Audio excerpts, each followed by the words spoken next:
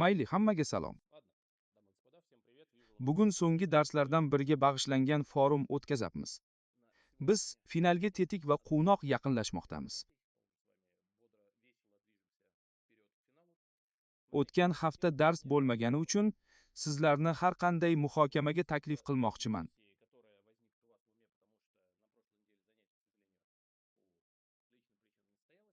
Savollaringiz bo'lsa, berishingiz mumkin. Men sizning savollaringizni tinglashga tayyorman. Yaxshiyamki, materialga mos kelyapmiz.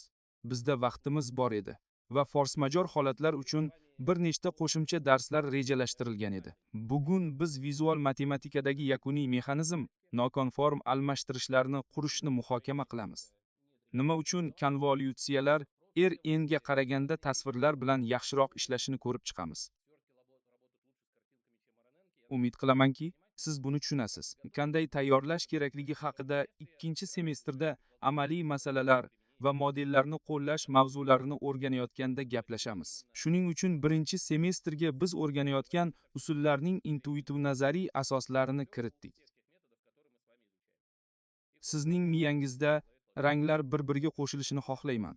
Endi bu qismda va umuman reytingda bo'lgan barcha narsalarni qisqacha ko'rib chiqamiz va takrorlaymiz. Odatdagidek, savol berish uchun marhamat. Xush kelibsiz. Bugungi menyuga e'tibor bering.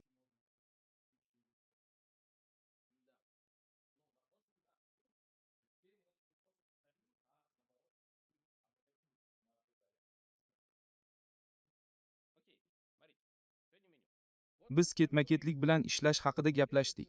Sizda allaqachon uy vazifasi mavjud. Memlar bilan yaratilgan narsalarni ko'rdim. Lekin uncha yaxshi emas. Ba'zilarning hokkulari yomon chiqmabdi. Bilmayman, bu sizda yoki boshqa dasturda bo'ldimi?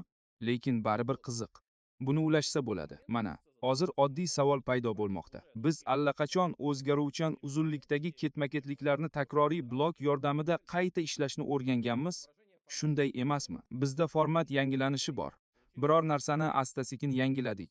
Yangisini oldik va shunga o'xshash harakat qilyapmiz. Tushunarli gaplar tamom.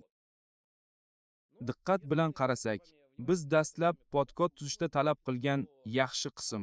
Bu hamma narsani kodlaydigan qat'iy vektor ekanligi ko'rinadi. Bu bir vaqtning o'zida ham afzallik, ham kamchilik.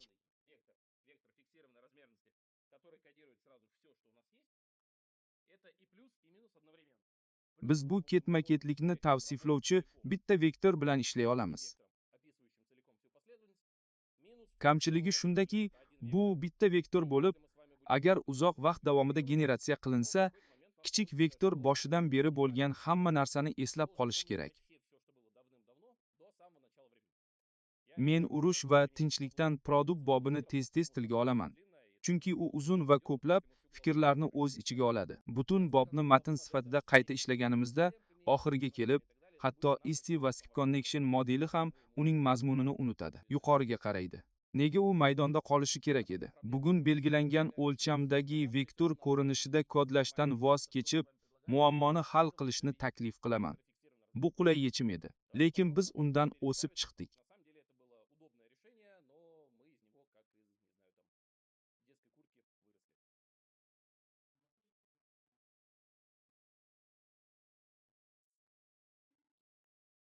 Baxtli tanaffus. Radoslav ma'ruzadan so'ng ketadimi?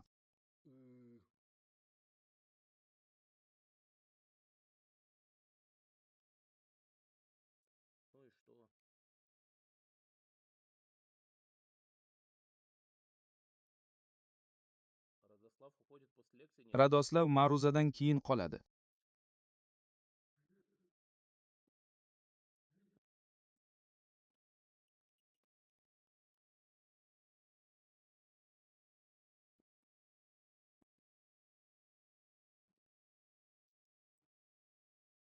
Ehtimol.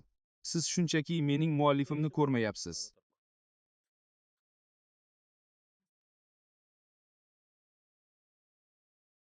Bu ma'ruza mashg'ulot shaklida tashkil etilganiga hayron bo'lmang. Bir marta chiroyli tayyorlaganman.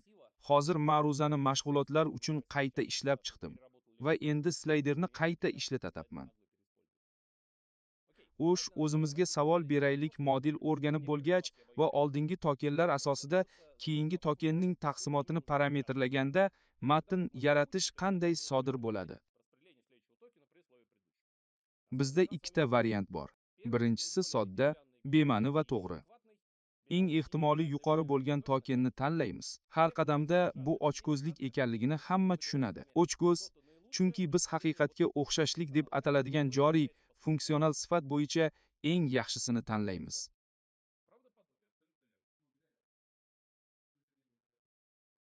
A. Ketma-ketlikning haqiqatga o'xshashligi yoki oldingi tokenni hisobga olgan holda keyingi tokenning ehtimolligini biz shunday qilishimiz mumkin. Zerikkunimizga qadar davom ettirishimiz mumkin. Kichkina muammo bor. Generatsiya paytida bizning maqsadimiz prefiksni hisobga olgan holda ketma-ketlik ehtimolligini maksimal darajaga yetkazishdir. Prefiks boshi, shu jumladan bo'sh boshi ham bo'lishi mumkin.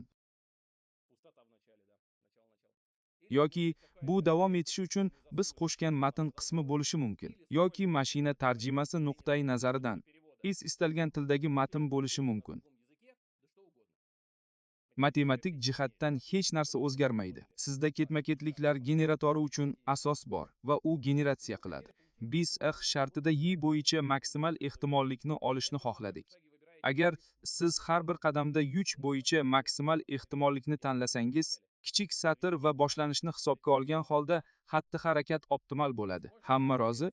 Ikkinchi narsani bag'ishlasa bo'ladi. Muammo nimada? Muammo shundaki, agar siz biror qadamda adashib, noto'g'ri so'zni aytgan bo'lsangiz, Rossiyadagi qandaydir shahar haqida gapirish kerak bo'ladi. Aslida shahar Nijniy Novgorod edi. Bashorat qilish Nijniy Novgorod. Model qaysidir paytda Sankt deb aytdi. Sankt so'zidan keyin u Peterburgni aytadi shekilli. Undan boshqa so'z ayttirishga 10 marta urinib ko'rsangiz ham bo'ladi. Boldilil. Ni aytgach, bini aytmasdan iloji yo'q. Ani tarjima qilgandan keyinmi? Zomda hech kim yo'q edi. Shuning uchun men chiqib ketdim.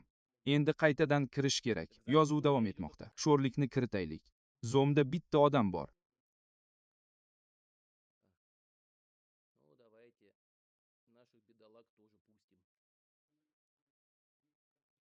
Recording in progress. Konstantin, siz bugun yagona kishisiz, shuning uchun voqealarni mustaqil ravishda kuzatish imkoniyatiga egasiz.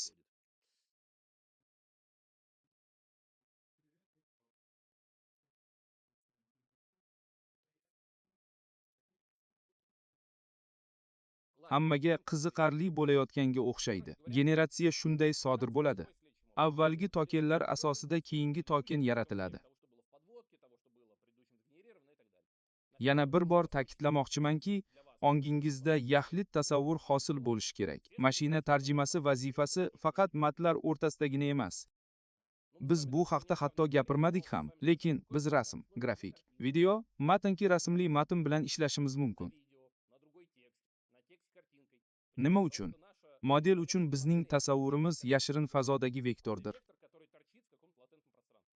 Avval konvolyutsion tarmoq yoki transformerni olamiz. Vektorli yashirin fazoga joylaymiz. Keyin esa modelga u yerga qanday tushgani muhim emas. Asosiysi u allaqachon u yerda mavjud. Ehtiyot chorasi sifatida menga savol berishgani uchun yana bir bor aytaman. O'qitish qanday amalga oshiriladi? Har bir bosqichda nimadir bashorat qilinadi. Xato aniqlanadi. Gradient olinadi. Hammaga tushunarli bo'ldimi? To'g'ri. Agar biz ketma-ketliklar generatsiyasi bilan shug'ullansak, tarozilarni yangilash, qanday? Har bir qadamda nima sodir bo'lishini o'ylayapsizmi? Yoki butun ketma-ketlikni o'tib bo'lganimizdan keyinchi har bir qadamda kim butun ketma-ketlikni o'tib bo'ldi? Kim hech narsa tushunmayapman deb o'ylayapti. Men auditoriyaning qo'l ko'tarilmaydigan qismini ko'rapman. Doskada biror narsa ko'rinyaptimi yoki siz bilan bahslashib bo'lmaydi. Bizda fning if, y va xnollardan taqsimoti mavjud. Agar bu parametr taqsimoti har qadamda o'zgartirilsa, nima sodir bo'ladi?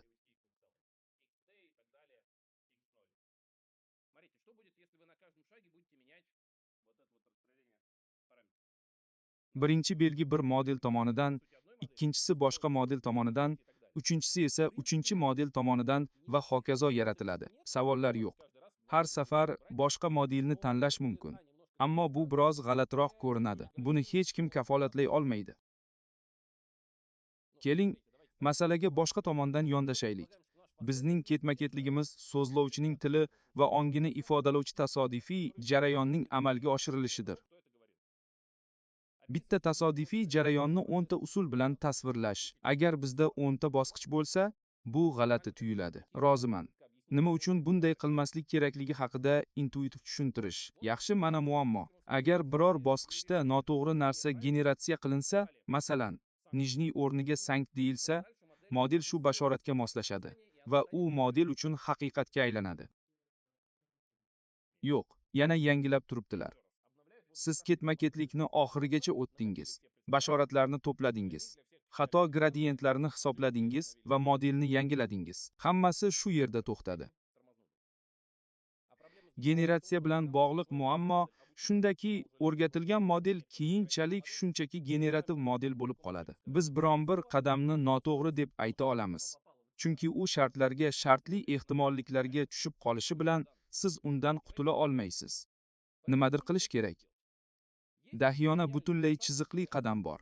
Sizlardan kimdir, ehtimol nurli qidiruv yoki uning boshqa nomini bilsa kerak. Bu haqda eshitganmisiz?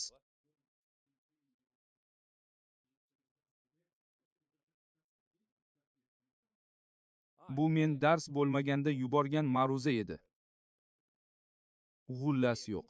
Bu yil bu auditoriyada bu haqda gapirganim esimda yo'q. Hozir ko'rsataman. Bizning vazifamiz murakkab. Ehtimolliklar ko'paytmasining optimal qiymatini topishimiz kerak. Lekin buni amalga oshira olmaymiz. Chunki har bir bosqichda variantlar soni eksponensial tarzda ortib boradi. Keyingi belgi sifatida lug'atdagi istalgan belgini qo'yish mumkin. Bu bizning imkoniyatlarimizdan tashqarida. Oddiy usuldan foydalansak bo'ladi. Birinchidan, hamma tushunadiki, logaritm ostidagi ko'paytma yig'indiga aylanadi. Hammaga ma'qul shunday emasmi? Yig'indini hisoblash ancha qulay. Eksponentlar ko'pincha ehtimolliklarni hisoblashda qo'llaniladi. Ayniqsa softmax kabi holatlarda. Shu sababli yig'indi bilan ishlash qulay hisoblanadi. Agar bu qanday ishlaydi? Keling, nimalar qila olishimizni ko'rib chiqaylik. Har bir bosqichda matnning bitta davomini emas, balki eng ehtimoliy qiyta variantni tanlaymiz. Nima uchun? Chunki hech kim model har doim har bosqichda to'g'ri tokenni tanlashini kafolatlay olmaydi. Buning o'rniga qiyta nomzodni tanlashimiz mumkin. Eng ehtimoliy bo'lgan qiyta variantni tanlash mumkin. Biz ajratadigan taqsimotdan qiyta kodni tanlab olishimiz mumkin. Endi yaratilayotgan matn uchun har bir bosqichda ko'pi bilan qiyta nomzodni qo'llab-quvvatlashga kelishib olamiz. Bu yerda birinchi bosqichda ikkita nomzod yaratiladi.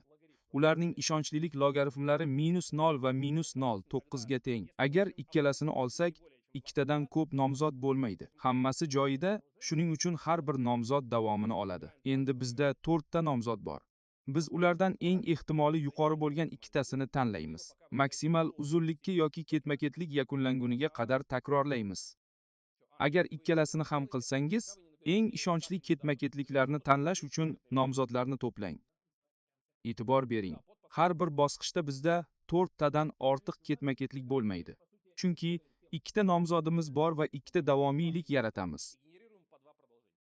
Ikki nomzod va ikki davomiylik teng bo'lmasligi mumkin. Biz ikkita nomzodni saqlab turishimiz va ulardan tanlab 10 tagacha davomiylik yaratishimiz mumkin. Niqtob 2. Diqqat bilan qaralsa, bu tarmoqlanish va chegaralash usuli kabi algoritmlarga o'xshashligini ko'rish mumkin. Bunda biz bir nechta nomzodlarni ko'rib chiqamiz va eng moslarini ajratib olamiz. Rangli chegaralar usulini ko'rgan yoki eslagan biror kishi bormi? Algoritmlar darsida sizlarga bu haqda aytishlari mumkin edi. Ammo chamasi aytishmagan. Masalani ochko'zlik bilan yechish usuli ochko'zlikni bir necha qadam oldinga suradi. Men taqqoslayapman. Bular turli xil usullar. Biz bir nechta variantlarni yaratish va tekshirish orqali xatolar xavfini kamaytirishga intilamiz. Bu yondashuvning afzalliklari quyidagicha. Agar model xato qilsa, endi uning xato qilishi qiyinroq bo'ladi. Biz butun ketma-ketlikning ishonchliligiga e'tibor qaratamiz. Agar u xato qilgan bo'lsa, bu nomzod tushib qoladi. Boshqa tomondan kamchiliklari ham yo'q emas. Qani, bu yondashuvning qanday kamchiligi bor? Uzoqroq, lekin unchalik emas. Na uzunlikdagi bitta ketma-ketlikni yaratish o'rniga ning o murakkabligi bo'ladi. Endi chuqurlikdagi daraxtning tugunlar soni undan ko'p farq qilmaydi. Agar juda katta sonlardan foydalanilmasa, minimumni kvadrati emas, balki bo'ladi. Qarang, to'liq muvozanatlangan ikkilik daraxtda chuqurlik 2 ning darajasi +1 - 1 tugunga ega bo'ladi.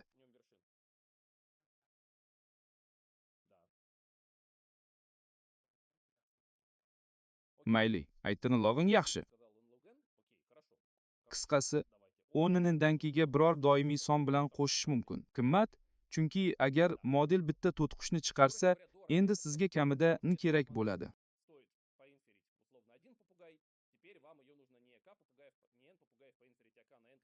Bu undan ham qimmatroq. Amalda bu ko'pincha inferens modelini qo'llash bosqichida, uning o'rganish bosqichida bartaraf etilmaydigan zaif tomonlarini yo'qotish uchun ishlatiladi. Tushunarli, to'g'ri. Juda yaxshi. Hisoblay olishingiz uchun kichik savol. Har bir nomzodning o'z ehtimollik logaritmlari yig'indisi bor. Bizda nima borligini ko'ramiz. Agar bitta nomzod, masalan, 5 ta so'zdan iborat jumla bo'lsa, ikkinchisi esa 25 ta so'zdan iborat bo'lsa, qaysi biri ehtimolroq bo'ladi?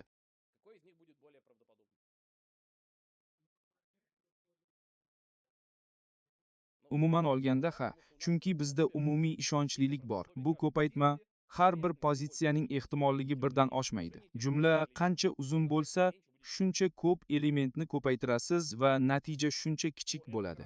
Biz buni amalga oshirishga harakat qilyapmiz.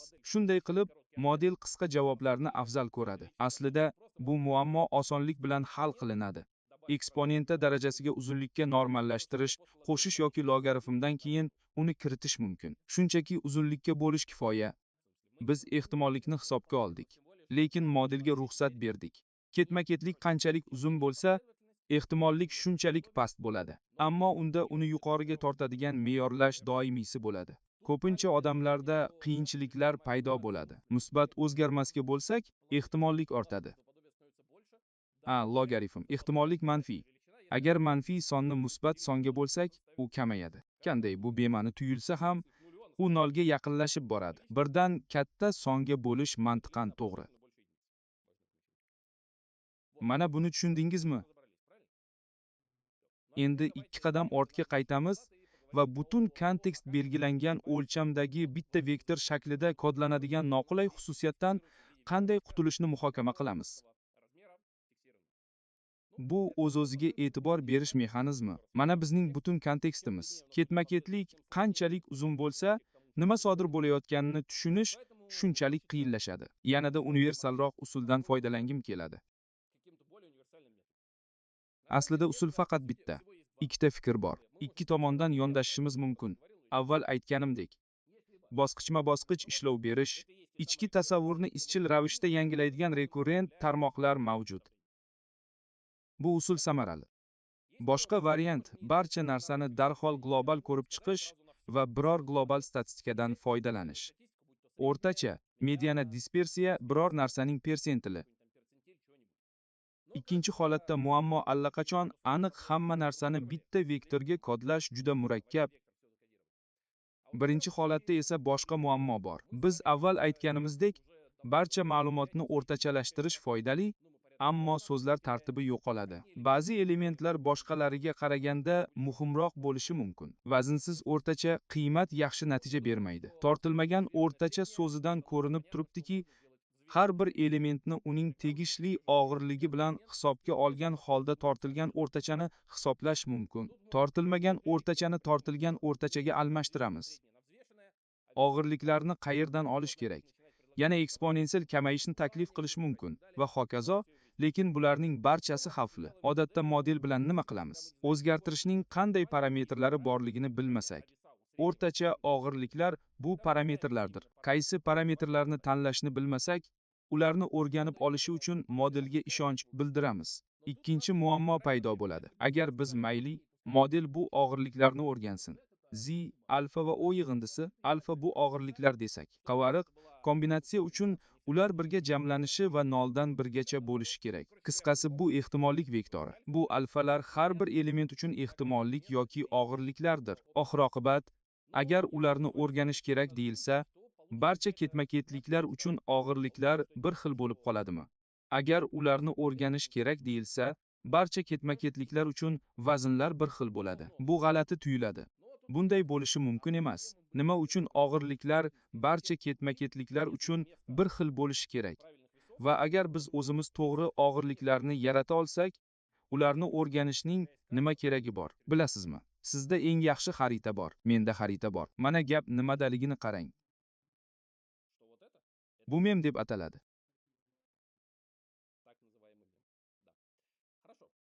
Qarangki, nima qilish mumkin ekan? Faraz qilaylik. Modelimiz +1 qadamda, ya'ni 0 dan hisoblansa, 5 yoki 4 qadamda ketma-ketlikning oldingi barcha elementlari qanchalik muhim? Biz allaqachon eshitamiz qanchalik muhimligini. Konvolyutsiyalarda yadro tasvir qismi bilan ko'paytirilib, ularning o'xshashlik yoki ahamiyat darajasi aniqlanardi. Sizda so'z paydo bo'lganda, u qanchalik yaqin va muhimligini raqamga aylantirish kerak. Chunki muhimlik raqam bilan o'lchanadi. Biz aytamiz, yaxshi, 2 vektordan son olaylik. 2 vektorni qabul qilib, son qaytaradigan funksional olish kerak. Eng jo'n to'g'ri chiziqli variant. Qanday? Skalyar ko'paytmani o'ylab topish osonroq. Skalyar ko'paytma. Chiziqli fazo funksiyasi 2 vektorni songa aylantiradi. Har bir pozitsiya uchun uning vektorini olib, barcha oldingi pozitsiyalar bilan skalyar ko'paytmasini hisoblaymiz. Hisoblaganimizda biror son hosil bo'ladi. Bu yaxshi, ammo birga yig'ilmaydi.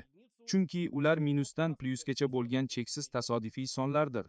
Bizda joriy vektorga eng yaqin bo'lganlarni ajratib beradigan yoki hamma narsani ehtimollik vektoriga o'tkazadigan ajoyib softmax funksiyasi bor. Buni ichki his bilan tushunish mumkin. Lekin ehtiyot bo'ling. Joriy holatga nisbatan ko'proq o'ziga yo'naltirilgan pozitsiyalarni o'rganishimiz mumkin. O'ziga yo'naltirilganlik muhim. Nima uchun o'ziga yo'naltirilganlik muhim?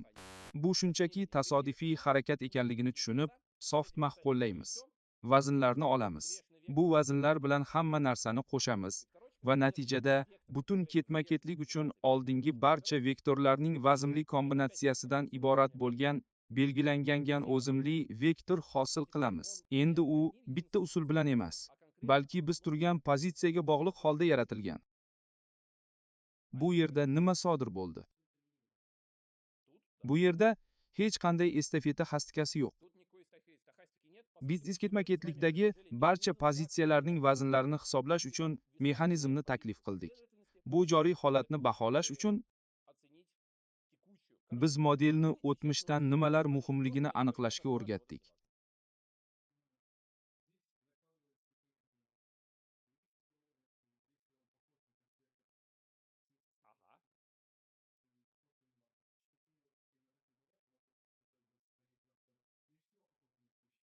Mana asosiy g'oya shunda, sizda bu vektorlar bor. Oraliq natijalar qayerdan kelib chiqadi?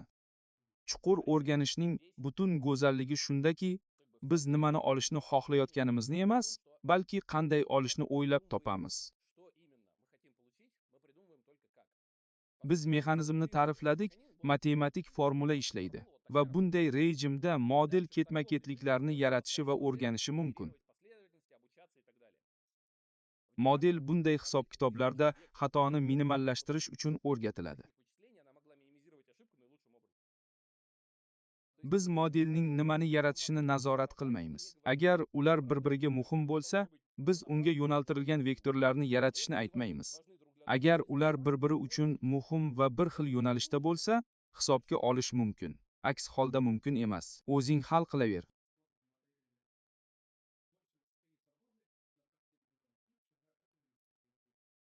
soddaroq qilib aytganda, biz erkinlik darajalarini qo'shdik. Lekin shunchaki har qanday og'irliklarni topishni emas, balki o'zgartirish darajasida cheklab qo'ydik.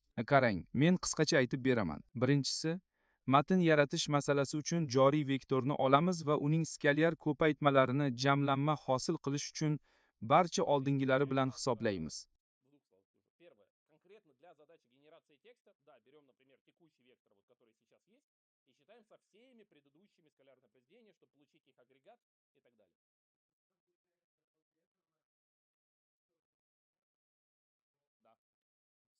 Bu sonlar vazn olish uchun softmax orqali o'tadi va bu vaznlar bilan pozitsiyalar qo'shiladi. Chunki 0 dan boshlab 0, 1, 2, 3, 4. Yaxshi tushundim.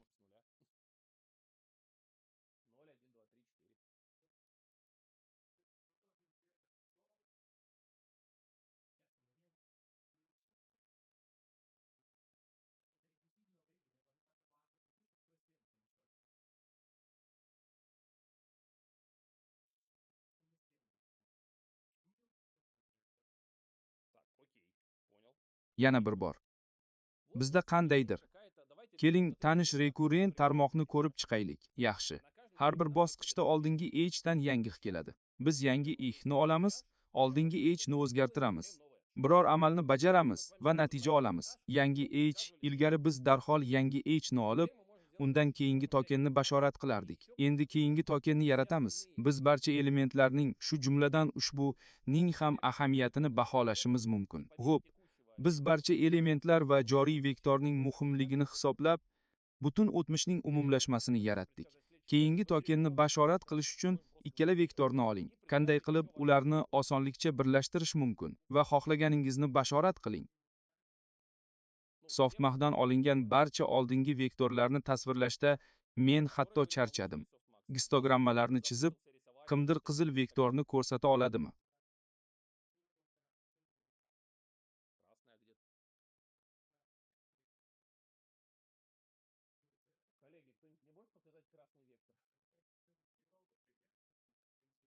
Bu to'q sariq vektor hamma narsani oxirgi pozitsiya nuqtai nazaridan jamlab beradi.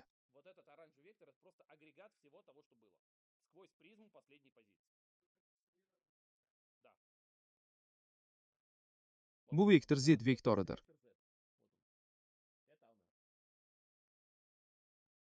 Bu tenshinning soddalashtirilgan varianti bo'lib, u ushbu sohada paydo bo'lganligi sababli alohida mashina tarjimasi vazifasini kiritishdan qochish uchun Mpramdan foydalanadi. Biz hamma narsani boshidan oxirigacha eslab qolish va unutmaslik uchun barcha pozitsiyalarning o'rtacha tortilgan qiymatini hisoblab chiqdik. RAMda boshlang'ich ma'lumotni saqlaydi, lekin o'lchamlari belgilangan. Shuning uchun ketma-ketlik qanchalik uzun bo'lsa, biz va q ni yangilaganimiz sababli boshlang'ich ma'lumot shunchalik ko'p yo'qoladi. Biz barcha pozitsiyalarni bir vaqtning o'zida tortish imkonini beruvchi mexanizmni taklif etdik. Bu yerda kafolatlangan. Agar biz boshdan biror narsani olishni istasak, u yerda katta vazn bo'ladi. Bu yordam beradi. Siz oldinga ketapsiz. Keyingi savol, agar biz barcha oldingi pozitsiyalarning agregatlarini olishni bilsak, savol tug'iladi. Bizga RAM nima uchun kerak?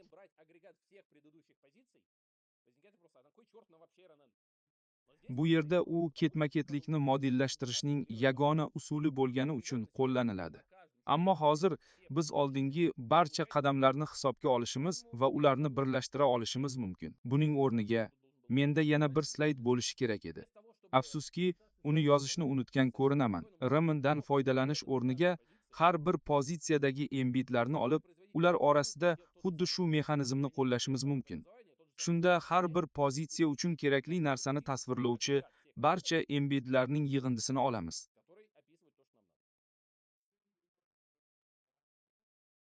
Tokenlarning embeddinglarini o'rganish mumkin.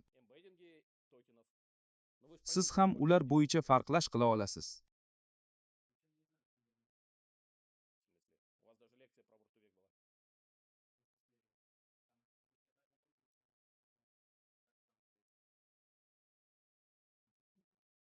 Hamkasblar, Men hammaga embedlar qanday ishlashini tushuntirib berdim. Biror kishi eslab qoldimi? Kim biladi? Kimyoviy hisobi, axborot va vektor tasavvurlar. Ular so'zlar uchun qanday qurilishini, tokenlar lug'atida so'zlaringiz mavjud. Har bir tokenga noyob indeks berish mumkin.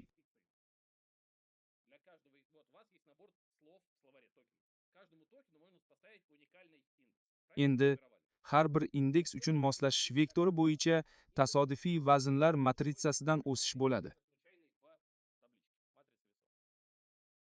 Biz har bir belgi uchun jadvaldan vektor olishimiz mumkin va u bilan bevosita ishlashimiz mumkin. So'ngra biz uni differensiallash va o'rganish imkoniyatiga ega bo'lamiz. Bu tushunarsiz narsa bo'lib ko'rinishi mumkin.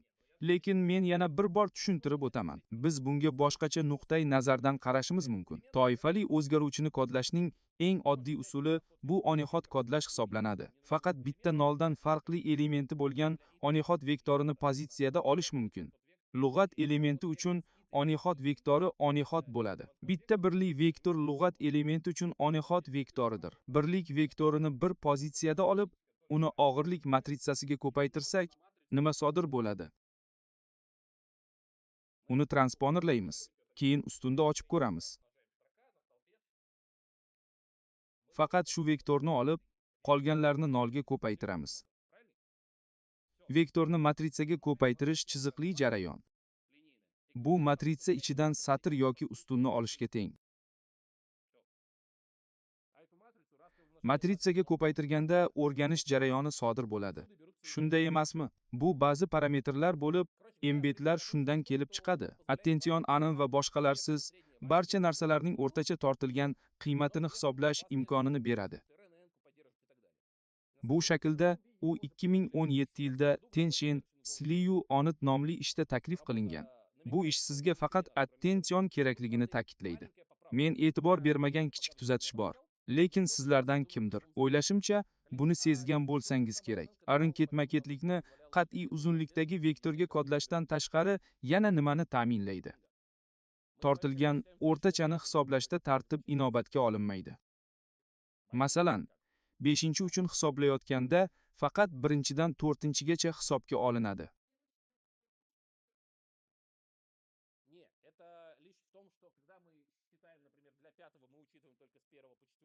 Oddiy misol. Ransiz aralashtirib, strelkalarni o'chirib tashlayman. Afsuski, buni chizmaganman. Ketma-ketlikda ikkita vektor bor. Men barcha elementlarni almashtirib chiqdim. Ma'no o'zgarmaydi. Og'irlik hali ham yakuniy vektorning har biri bilan skalyar ko'paytmasiga bog'liq. Og'irlik o'zgarmaydi, yig'indi o'zgarmaydi. Qo'shilasizmi? Qayerida? Bu nimada? Hech narsa. Bizda yig'indi kommutativ emas. Bir qo'shilgan 2 va 2 qo'shilgan 1 bular turli narsalar. Endi hamma narsa faqat joylashuvga bog'liq. Agar birinchi va ikkinchini almashtirsak, ularning vazni ham o'rin almashadi, ammo natija o'zgarmaydi. Jarayonlarni tahlil qiling.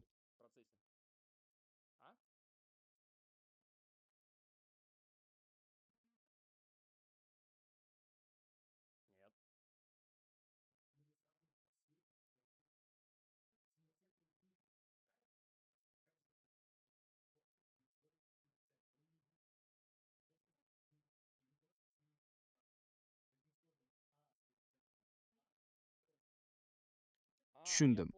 Bizda hamma narsa avtoregressiv tarzda ishlaydi. Ikkinchisini hisoblamasdan uchinchisi paydo bo'lmaydi. Xo'p. Yana rekurrent tarmoq haqida gapiradigan bo'lsak, siz haqlisiz. Rekurrent tarmoq o'z darajasida ham ketma-ketlikni hisobga oladi. Cheklovlarni olib tashlaymiz. Sabablari. Bu narsa ham odob-axloq cheklovlarini yo'q qildi. Ishlar hali kun tugamadi. Men ham uyga ketishni xohlayman. Endi asl maqola bo'yicha self-attention haqida. Mualliflar shunday savol berishdi. Ketma-ketlik elementlari o'rtasida o'zaro bog'liqlik bor. Shundaymi? Oddiy misol. Ishdan olingan asl matn The animal didn't cross the street because o aytib wasted. Tushunishimizcha, hayvon ko'chani kesib o'tmadi. Chunki u charchagan edi. Bu hayvonga tegishli ko'chaga emas. Biz buni til bilimimiz tufayli tushunamiz. Modelga u va hayvon so'zlarining bir-biriga bo'lgan muhimligini qo'lda ko'rsatmasdan aloqalarni ko'rishni o'rgata olamizmi? Bu biz ta'riflagan mexanizmdir. Agar biz ikki pozitsiyani olib, skalyar ko'paytmani hisoblash va ularning bir-biriga ahamiyatini ko'rsatish funksiyasini kiritsak, ajoyib bo'lardi. Mualliflar shunday taklif qilishdi. Avvaliga hech narsa yaratmaylik. Sizga shunchaki ketma-ketlik beriladi. Ikkita so'zdan iborat ketma-ketlik bor. Thinking machines. Fikrlovchi mashinalar.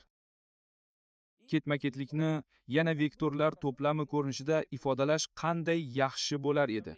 Lekin har bir vektor faqat o'ziga bog'liq bo'lsin, deb o'yladik. Aytishardiki, mbet faqat so'z yoki tokeni tavsiflaydi. Butun jumlani emas.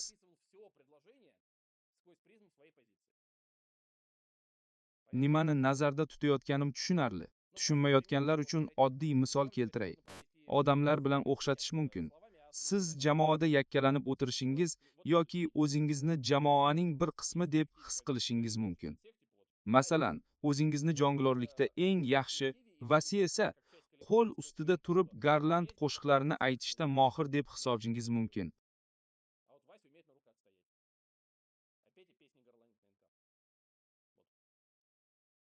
Yaxshi, savol tug'iladi. Agar biz ketma-ketlikning har bir elementi uchun qolganlariga bog'liq bo'lgan vektor tasvirini yaratmoqchi bo'lsak, biz ta'riflagan mexanizmni ishlatishga nima to'sqinlik qiladi? Har bir juftlik uchun ahamiyatlilikni hisoblash mumkin.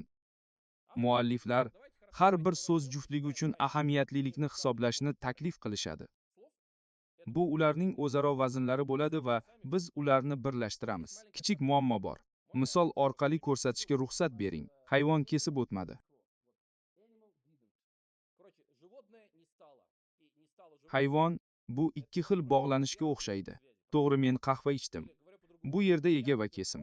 Qim ichdi. Nima? Qahva. Ega va kesim o'rtasidagi aloqa. Turli tomonlar bir-biridan farq qiladi. Biz berayotgan savol: rozimisiz yoki yo'qmi? Skalyar ko'paytma simmetrik. Ketma-ketlik elementlari orasidagi bog'lanishlar esa nosimmetrik bo'lishi mumkin. Oddiy savol: men nima qildim? Qahva ichdim. Men kimman? Agar bu til o'xshatishlari bo'lsa, unda ikki savol modelda ikki xil munosabat sifatida tasvirlanishi kerak. Agar skalyar ko'paytmadan foydalansak, bunday bo'lmaydi. Chunki u simmetrikdir. Skalyar ko'paytma deganda xuddi shunday bo'ladi. Boshqa nosimmetrik funksionalini ham o'ylab topsa bo'ladi. Mualliflar oddiy yo'lni tanladilar. Matritsa ko'paytmasi o'rin almashtiradimi yoki yo'qmi? Ani b ga ko'paytirish b ni e ga ko'paytirishga teng emas. Matritsa diagonal bo'lgan hollar bundan mustasno, boshqa hech narsa bo'lmaydi. Mualliflar ikki fazodan foydalanishni taklif qilishdi. Qayerga va qayerdan? Mana sizning birinchi matritsangiz ega-kuva. U sizning mbdni ega fazosiga o'tkazadi. Ega qayerdan keldi? Qayerga bo'lishining ahamiyati yo'q. Xohlagan joyga qo'yavering. Nima bo'layotganini so'z bilan tushuntirabman. 3 ta matritsa mavjud. Aytayin, birinchisi nima uchun, ikkinchisi qayerdan, uchinchisi qayoqqa. Nega mualliflar ASM/ID dan foydalanmasdan yashirin fazoni qo'shimcha proyeksiyalashni taklif qilishdi? Bo'yningizga nog'ora, sizni chalg'itmadim. Yo'q. Ketma-ketlikning barcha elementlarini oldik. Har bir element uchun 3 ta vektor tuzildi. Qayerdan, qayoqqa, nima so'rov, kalit, qiymat. So'rovni kalit bilan solishtirish natijasida so'rov nuqtai nazaridan kalit vektorining so'rov vektori uchun ahamiyatini ko'rsatuvchi son hosil bo'ladi. Rasmga diqqat bilan qarang, tushuntiraman. Agar ko'rinsa, rasmga qarang. Bu auditoriyaga yangi proyektor sotib olish istagim bor. Lampani almashtirish. Nima? U holda boshqa o'qituvchilar uchun yaxshiroq bo'ladi.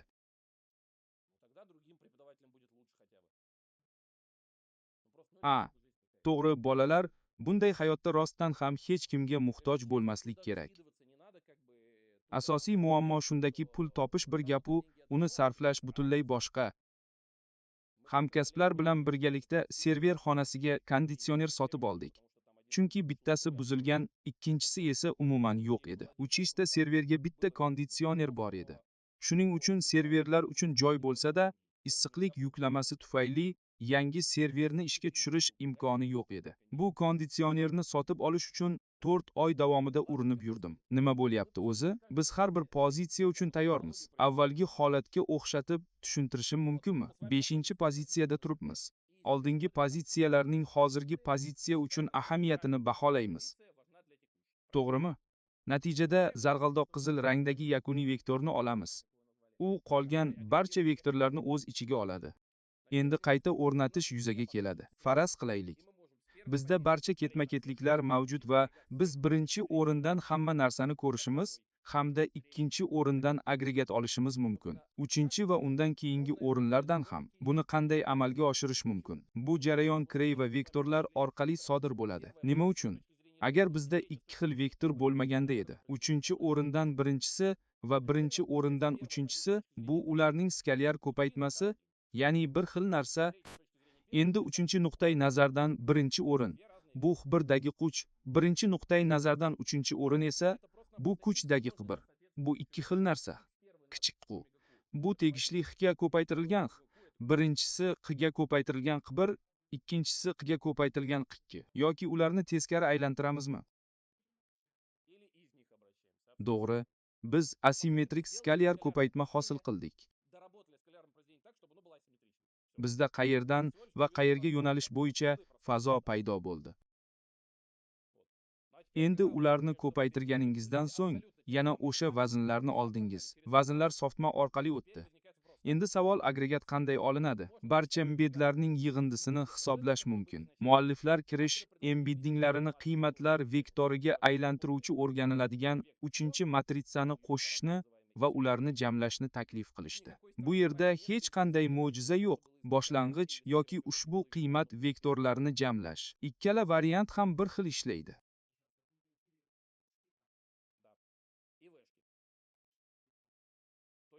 Uchta matritsa Q, Q va V, Q va orqali vaznlar olindi, V bilan qo'shildi. Q va Q orqali olindi.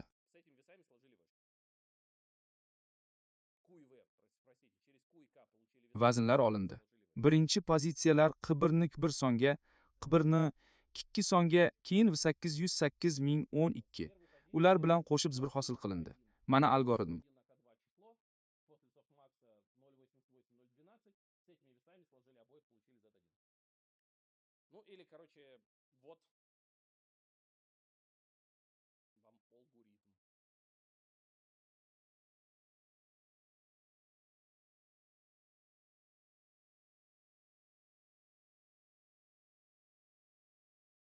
Diqqatli tinglovchilar quyidagi savolni berishlari mumkin.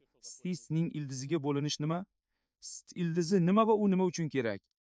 St ildiz va nima uchun? Qidirayotganimizda key pozitsiyadan boshlab keyni ham qo'shgan holda barcha uchun diqqatni hisoblaymiz.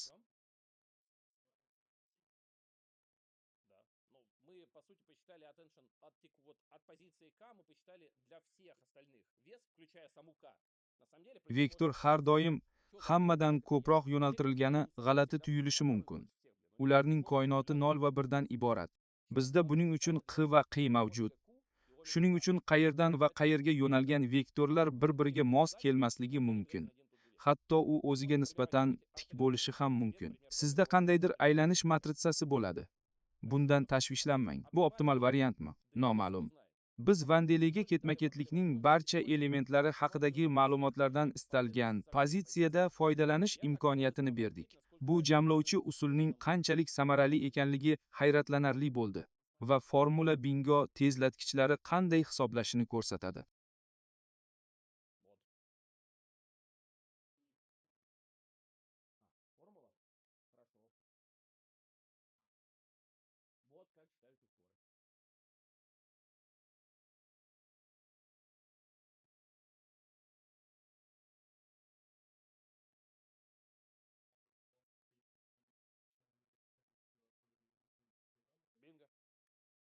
Transformerlar kvadratik vaqt murakkabligiga ega, bu esa 2017 yildan beri qiyinchiliklarni keltirib chiqarmoqda. Ular vaqt bo'yicha kvadratik, bu juda qimmat, lekin shunchalik yaxshiki, boshqa variantlar yo'q. Zolislik uchun aytganda mumkin. Endi Space Morals mavjud bo'lib, ular ommaviy ravishda o'rin almashtirilmoqda yoki birgalikda mavjud bo'lib, yaxshi ishlayapti. Ular haqida oldin ham gapirganmiz. Kuku va V vektorlari mana shundan kelib chiqqan. Tushundim. Agar biror narsa tushunarsiz bo'lsa, ayting. Men doskaga yaxshiroq yozib berishim mumkin. Monitorda yaxshi ko'rinmayapti.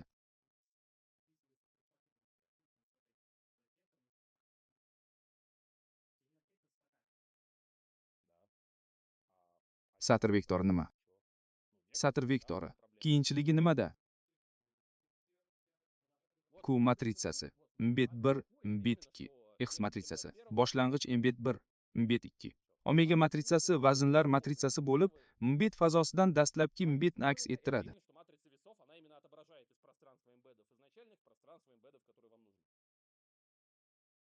O'sh endi bizda yo'q.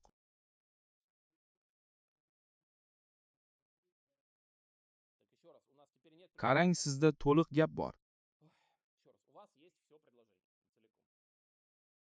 Dastlab sizda har bir o'rin uchun faqat shu o'rinning belgisi mavjud. Endi biz har bir o'rinning vaznini hisoblab chiqdik. Ularni qo'shdik va birinchi o'rin uchun Mbed birinchi o'rinda aniqlangan vektor ekanligini aniqladik. Chunki u orqali barcha uchun vaznlar hisoblab chiqilgan, ammo hammani birlashtiradi. Aslida, oddiy tilda aytganda, bu kontekstli embedding deyiladi. Endi bizda shunchaki elementlar uchun embedding emas, balki barcha narsalar kontekstidagi embedding mavjud. Buning afzalligi nimada? Endi so'zning har bir boshlang'ich vektori shu so'z prizmasi orqali gap vektoriga yoki so'z vektori butun gap prizmasi orqali gap vektoriga aylanadi. Uni qanday atamasangiz ham, bu ham unga ham bunga bog'liq. Buni yana bir bor ko'ring. Nima? Diqqat bilan qarang. Bu yerda hech narsa yaratmayapmiz. Hozircha biz shunchaki vektor tasvirini quramiz. Hamma rozi. Barcha pozitsiyalarning qavariq kombinatsiyasi kerak. Bunda 0 dan 1 gacha bo'lgan barcha og'irliklar yig'indisi birga teng bo'lishi shart.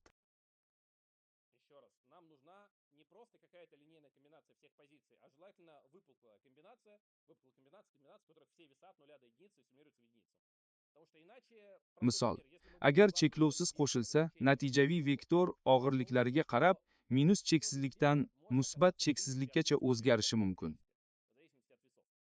Bu juda yomon. Qavariq kombinatsiyadan foydalanib, barcha nuqtalarimizning qavariq qobig'i taqsimoti doirasida qolamiz. Biz kosmosga uchib ketmaymiz. Shunday emasmi?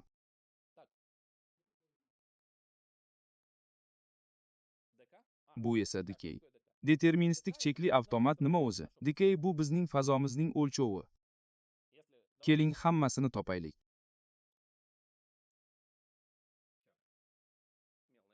Ko'rmayapsizmi? Alik.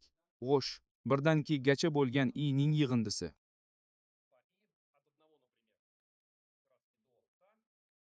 X omega y. Bu narsaning dispersiyasini hisoblaymiz. Barcha x va boshqa belgilar mustaqil.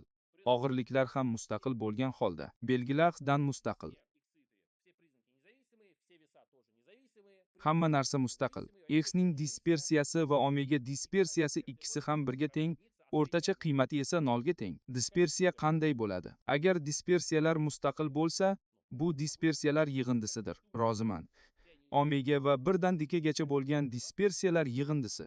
Ko'paytmaning dispersiyasi birinchisining matematik kutilmasining kvadrati, ikkinchisining dispersiyasiga ko'paytirilgan qiymati plyus ikkinchisining matematik kutilmasining kvadrati birinchisining dispersiyasiga ko'paytirilgan qiymati plyus dispersiyalarning ko'paytmasi.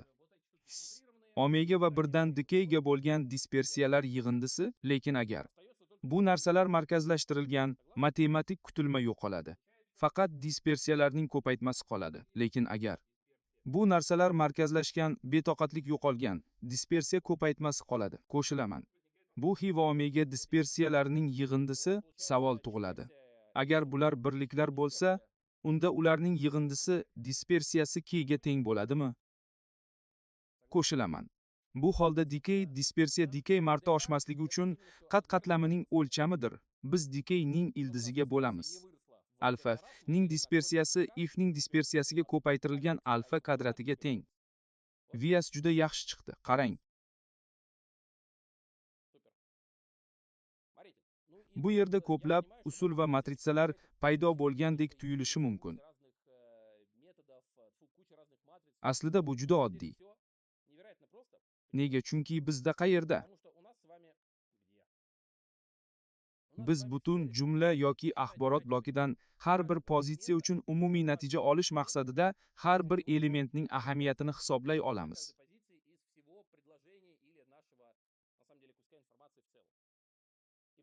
Aha, biz foydalangan yagona joy shu yer. Boshqa menikini qo'shmaslik kerak. Rozilik berish yoki bermasligim haqida Dmoshkinga xat yozishim lozim.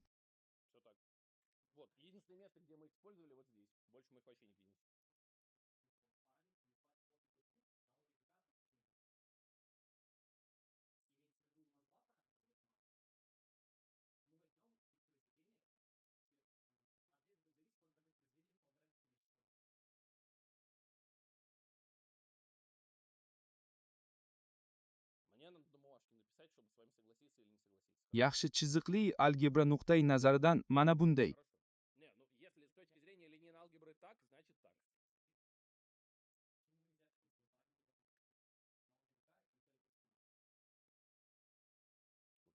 Aniq ayta olmayman. Lekin ko'paytmaning o'lchovi har bir ko'paytuvchining o'lchovidan katta bo'lmasmikan?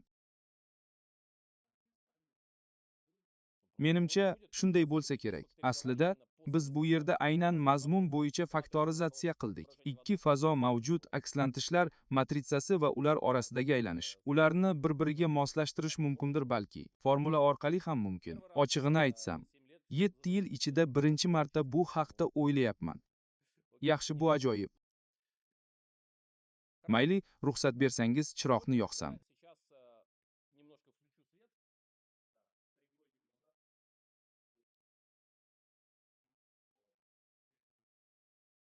Hech qisi yo'q. Menda ozgina bor, qarang. Bugungi ma'ruzaning maqsadi doskada ko'rsatilgani uchun to'liq manzara hosil bo'lishi uchun o'tmishga nazar solishga ruxsat bering.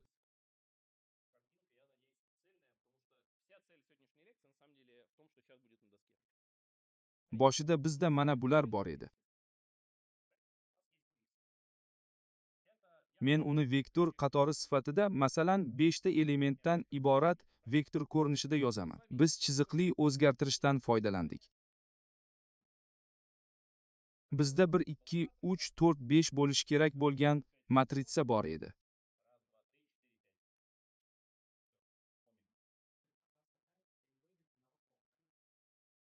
Bu holda bitta so'z bo'lishi shart emas. Bu vektor obyektning embeddingi, so'zlar, rasmlar yoki boshqa narsalarning ifodasidir. Ha, bu bitta obyekt. Mana shunday. Rahmat. Umid qilamanki, biror narsa ko'rinayotgandir.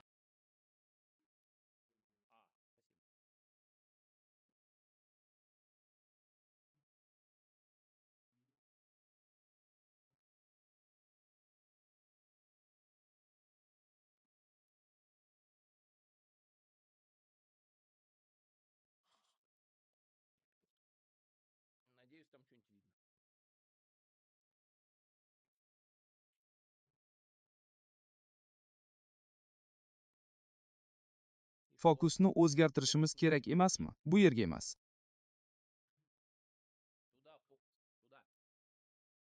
U urinib ko'rdi. Men urinib ko'rdim.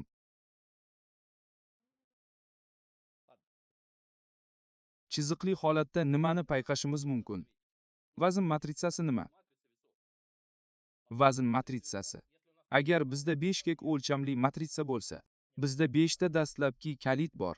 Shuning uchun 5 ta ustun bu qatorlardir. Biz sizga egamiz.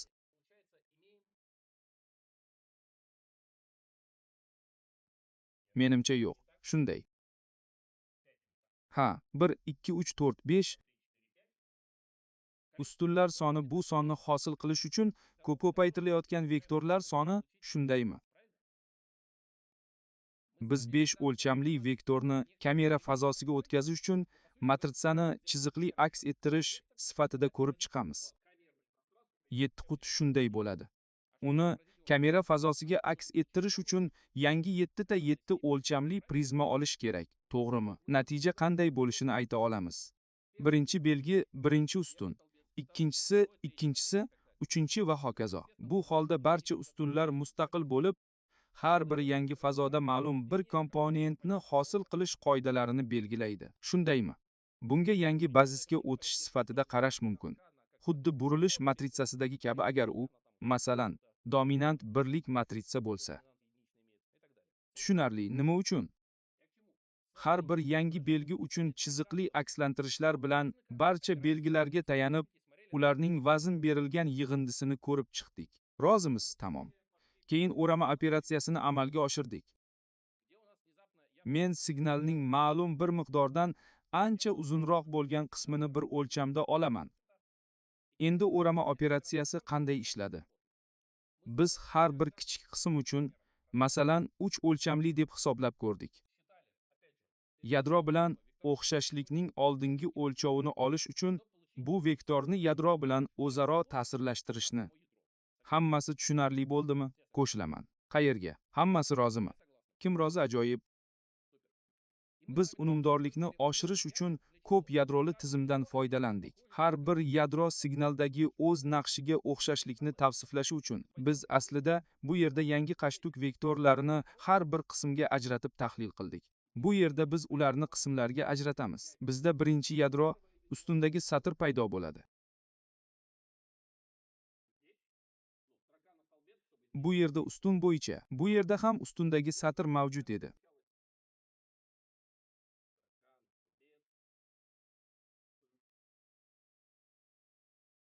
Birinchi, ikkinchi, uchinchi, to'rtinchi, beshinchi, oltinchi, yettinchi yadro. Biz signalni o'z yadrolarimiz elementlariga o'xshashligini baholagan holda tahlil qildik. To'g'rimi? Biz xuddi chiziqli o'zgartirish bilan qilganimizdek ish tutdik. Endi biz o'zgartirishni butun signal uchun emas, balki uning bir qismi uchun tavsiflayapmiz. Hammasi tushunarlimi? Endi biz oldinga siljiyapmiz va yana bir erkinlik darajasi paydo bo'lmoqda.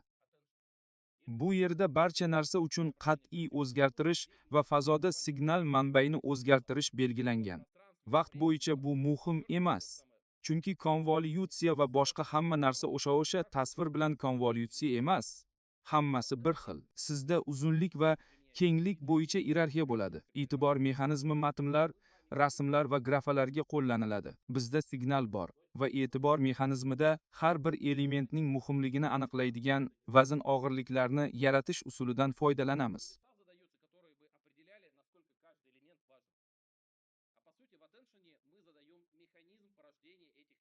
Har bir elementning o'zaro bog'liqligi ketma-ketlikka qarab o'zgaradi. Har bir ketma-ketlik uchun bu vaznlarni qanday yaratishni gapiramiz. Ya'ni, agar bu yerda o'zgarmas qiymat bo'lsa, u holda bizda f ning f qiymati bor. Diqqatning afzalligi shundaki, bizda hamma narsa uchun universal vaznlar yo'q, balki har bir holat uchun vaznlarni yaratish uchun alohida vaznlar mavjud.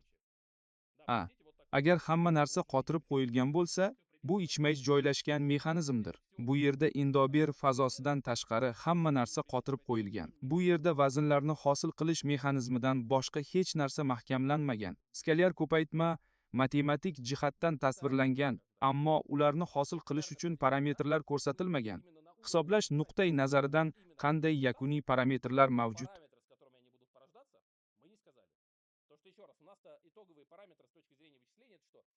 Bu biz embedlarni qo'shayotgan vaznlardir. Vaznlar model nimalarni hisoblay olganligi bilan aniqlanadi. Ma'lumotlar asosida.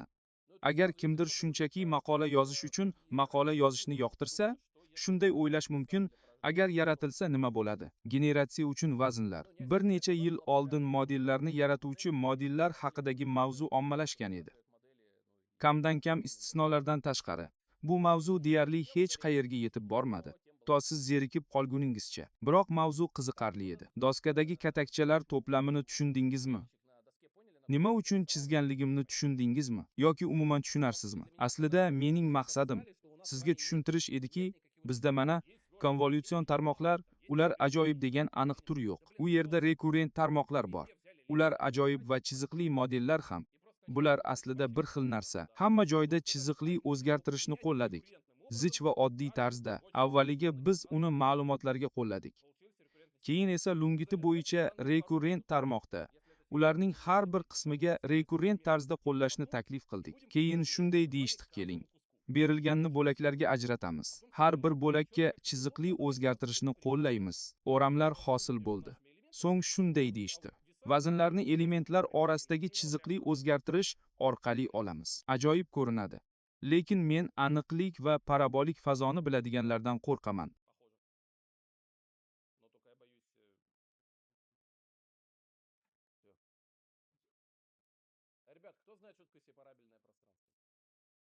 Suhbatni tanaffusgacha qoldirishni taklif qilaman. Qo'shnilarga rahm qil. Attensionning mohiyati uning universalligidadir.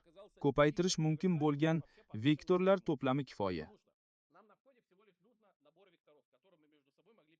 To'g'rimi? Spoiler. Rasmni kichik qismlarga bo'lib olishingiz mumkin.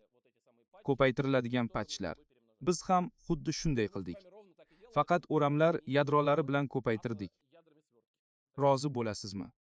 Endi o'ram yadrolari o'rniga vazn matritsalaridan foydalanish va keyin ularni birlashtirish mumkin. 2019 yilda transformerlar hamma joyda qo'llanila boshlandi. Hozir kompyuter ko'rishida transformerlar konvolyutsion modellarning o'rnini egallamoqda. Bu yerda biz umuman tartiblilikni hisobga olmadik. To'xtang, nima deyapsiz o'zi?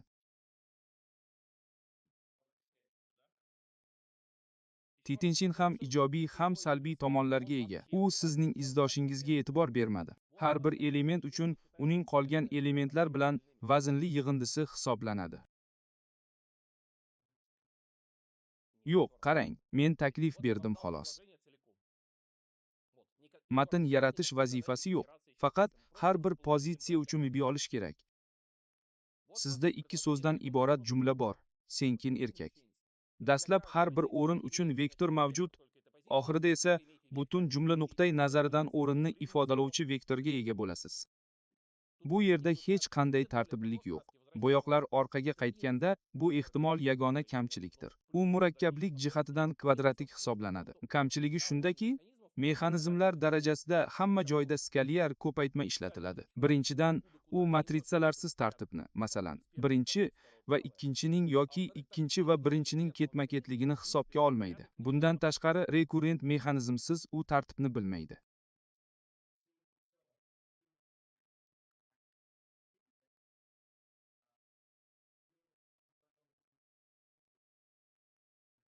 Piksellar emas, balki biz bo'laklarga ajratadigan yoki so'zlar bilan ishlayotgan qismlar. Hozircha o'zimiz yozganimizdek, self-attention quyidagicha ishlaydi.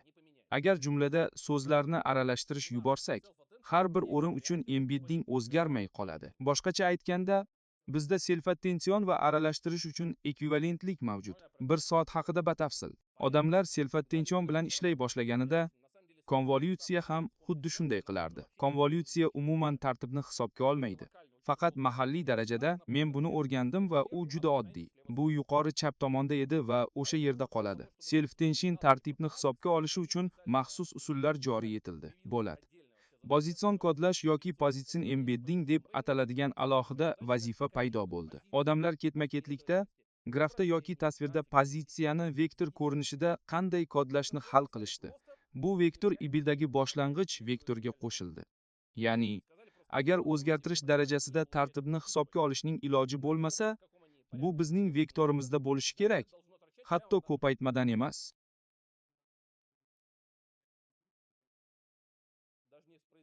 Ular yig'indini hisoblashdi. Pozitsiyani hisobga ola olmaydi. Shunchaki konstruksiyasi tufayli. Bu faqatgina tartibni hisobga olmagan holda tortilgan yig'indi. U tartibni hisobga olmaydi. Shuning uchun buni aniq ko'rsatishga ruxsat bering. Qayni tasvirining umumiy ko'rinishi shakllandi. Endi ruxsat eting, uni doskada chizib ko'rsataman. Chunki elementlar o'rtasida bog'liqlik mavjud bo'lgan har bir joyda u o'zini namoyon qildi.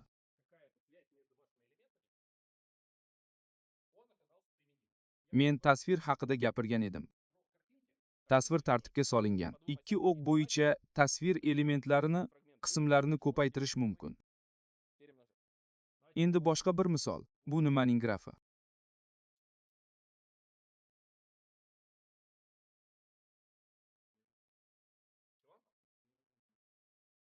Graf uchun chizishga eringanim sababli uni chizmadim. Har bir elementning qanday qo'shnilari borligini ayta olasizmi? Ularni. Endi agregatni nafaqat grafning barcha cho'qqilaridan, balki eng yaqin cho'qqilaridan ham olish mumkin. Bu eng yaqin qo'shnilarning o'lchangan yig'indisi bo'ladi. Ular 2, 5, 10 yoki 20 ta bo'lishidan qat'i nazar, ishlash har doim qulay bo'ladi. Tasvirda uning qo'shnilarining o'lchangan yig'indisini olish mumkin. Patchlarni hisoblash, faqat ayrimlariga yoki barchasiga qarash mumkin. Agar vazifangiz uchun kerak bo'lsa, jadval dasturidagi kesishmalarga qarang. Odatda tasvirlar bilan bunday ish tutilmaydi. Ammo modelning taqdimot kodlash darajasida birining ikkinchisidan ancha uzoqda joylashganligi aniq ko'rinadi. U yerda shunchaki ahamiyatlilik bo'ladi. Agar tasvir patchining qo'shnilariga qaralsa, u qanchalik uzoqda joylashgan bo'lsa, shunchalik kam ahamiyatga ega ekanligini ko'rish mumkin. Bu har qanday turdagi ma'lumotlar bilan ishlaydigan universal mexanizm. Agar ularning tuzilishi bo'lsa, bir turdagi ma'lumotlar bilan yaxshi ishlamaydi. Sizningcha bu qanday bo'ladi? Agar ma'lumotlar turlarini tasvirlar, matnlar, tovushlar, graflar, jadvallar va videolar deb hisoblasak, qaysi biri yomon ishlaydi? Nima uchun jadvalli ma'lumotlar sizda oddiy? Vektorlar va belgilarchi? Tuzilish yo'q, shunchaki kafi. Hozir tasvirlar, fotosuratlar va jadvallarni qayta ishlash uchun transformator yaratishga urinishmoqda. Self-tension ichki tuzilmani hisobga olish va ko'p ma'lumotni ajratib olish imkonini beradi. Agar elementlar o'rtasida munosabatlar, tartib yoki yaqinlik o'lchovi bo'lmasa, yaxshi ishlamaydi.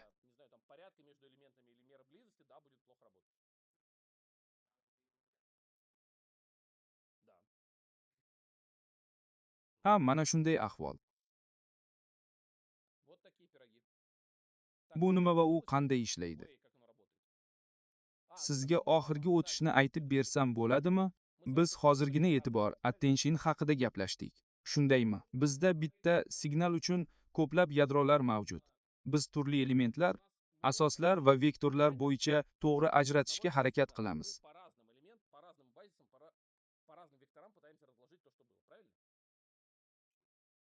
Konvolyutsiyani hisoblayotganimizda bizda ko'p yadrolar bo'lib, har bir yadro ma'lumotlarda izlayotgan naqsh yoki vektorni ifodalaydi. Skalyar ko'paytmada, matritsani chiziqli ko'paytirishda, o'tish matritsasida ko'p ustunlar bo'lib, ularning har biri boshlang'ich vektor qanchalik o'xshashligini ko'rsatadi. Biz chin dildan o'qiymiz. Spoiler. Mana yana bir bor spoiler emas, aniqrog'i ta'zim. Nima uchun skalyar? Bu o'ramda va chiziqli ko'paytirishda hamma joyda skalyar ko'paytma hisoblanadi. Skalyar ko'paytmalar oddiy va universal bo'lgani uchun hamma joyda qo'llaniladi. Xullas, bitta andozaning o'zi yetarli emasligi mantiqan to'g'ri. Nega faqat bitta? Biz bemalol ko'plab-ku H va matritsalarni o'ylab topa olamiz. Ularning har biri biz ajratayotgan element uchun javobgar bo'ladi. Endi uning yordamida qo'shiladigan desani yaratamiz. O'sh konvolyutsiyada qanday? Aytaylik. Konvolyutsiya yadrosi 10 ta yoki 16 ta bo'lsin. Demak, sizda 10 ta QH va matritsalar to'plami bo'lib, ulardan 10 ta yakuniy vektor hosil bo'ladi. Ular bilan endi nima qilish kerak? Shunchaki birlashtirish mumkin. Keyin birlashtirish va oldindan o'rganilgan og'irliklar bilan qo'shish mumkin. Bu sizga bog'liq. Fazoning hajmini ortiqcha kattalashtirib yubormaslik uchun bo'yoqlar va matritsalardan foydalaniladi.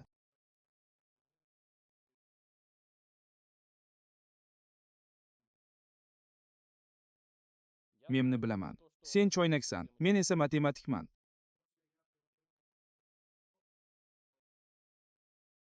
Mayli. Mana bu qanday ko'rinadi?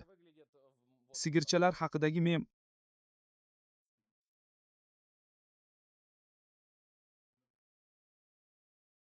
shunday proglar.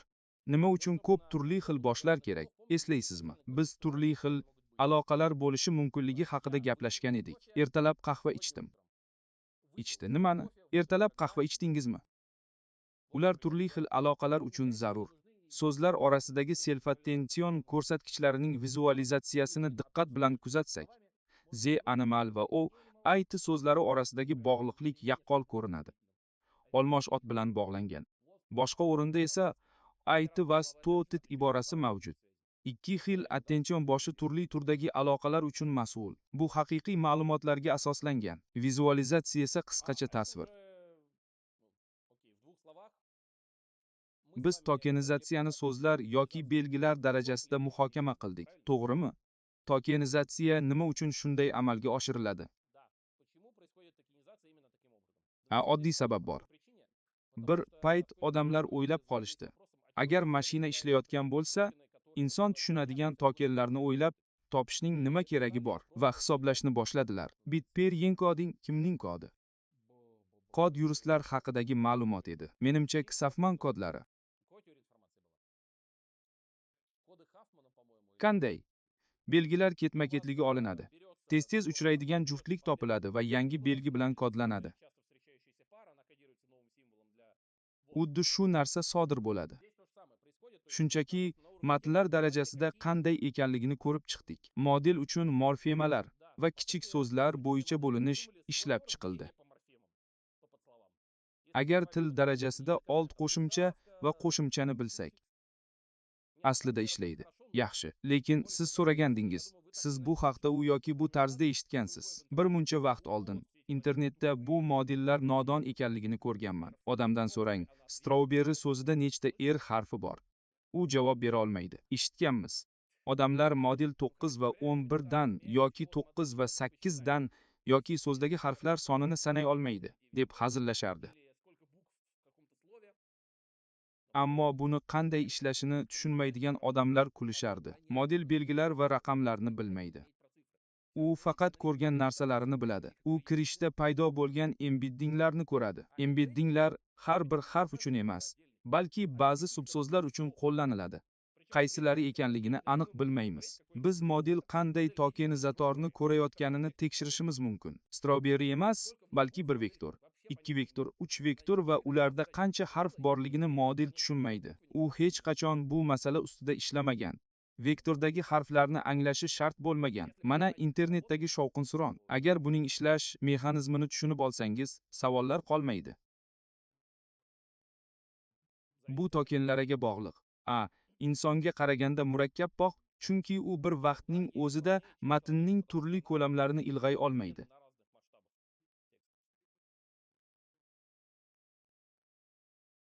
Bu yerda muammo aynan ma'lumotlarni ifodalashda. U qo'shtirnoq ichida yaxshi fikrlaydi.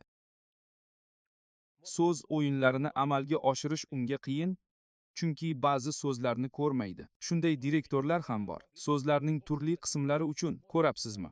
Masalan, animal yoki tret bo'lishi mumkin. Tret so'zi shina va erdi harfiga ajratilgan. Mayli.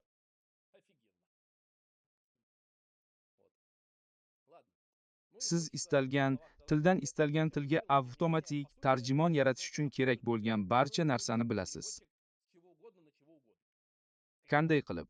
Biz ketma-ketliklarni belgilangan uzunlikdagi vektorga kodlashni bilamiz. Shunday emasmi? Yoki hatto belgilangan uzunlikdagi vektor sifatida emas, balki attention yordamida vektorlar to'plami sifatida. Ajoyib. Shuningdek, biz tilning generativ modelini qurishni ham bilamiz. Til modeli sizda uy vazifangiz bor. Shunchaki matnni olib yaratasiz. Ularni birlashtirishga nima to'sqinlik qiladi? Hech narsa. Eng ahmoqona narsa attention haqida unutishdir. Mijoz tarmog'i qatlamlarni birlashtirish kerak. Biri bir tildagi boshlang'ich jumla bedini yaratgan bo'lsa, ikkinchisi shu beddan maqsadli tilni hosil qiladi. O'qitish jarayoni uy vazifasidan til modelini o'rganishga o'xshaydi. Lekin hozir boshqa rekurrent tarmog'idan olingan embedding kiritiladi va gradiyent undan o'tadi. Xuddi shu e'tibor mexanizmidan foydalanish ham mumkin. Bu yerda dekoderning har bir holatidan, ya'ni yashirin makondan maqsadni yaratadigan holatdan barcha boshlang'ich holatlarga murojaat qilish mumkin. Shu tarzda e'tibor mexanizmi taklif etildi. Endi siz uning qanday ishlashini tushunganingizdan so'ng bu mantiqiy bo'lib tuyuladi. Nima uchun mualliflar 2013-2014 yillarda tarjima qilganda, masalan, ism yoki muhim narsani tarjima qilayotganda nega bitta kichik vektorga qarash kerak deb aytishgan. Tarjimani yaratuvchi model dekoderiga hammasini bir vaqtning o'zida ko'rish imkoniyatini beramiz. U faqat butun agregat olingandan keyingina hamma narsani bir vaqtda ko'ra oladi. Ular barcha kirish elementlarini vaznga ko'ra tortib, yig'ishni va natijani dekoderga 3 yildan keyin esa uzatishni taklif qilishdi. Odamlar mashina tarjimasi masalalari bizga nima kerak? Keling, shunchaki vektorlar bilan ishlaymiz, deyishdi. Savollar, tilaklar, fikr-mulohazalar. Yo'q. Slaydlar nima haqida? Qiymatlar matritsasi bizga nima uchun kerak?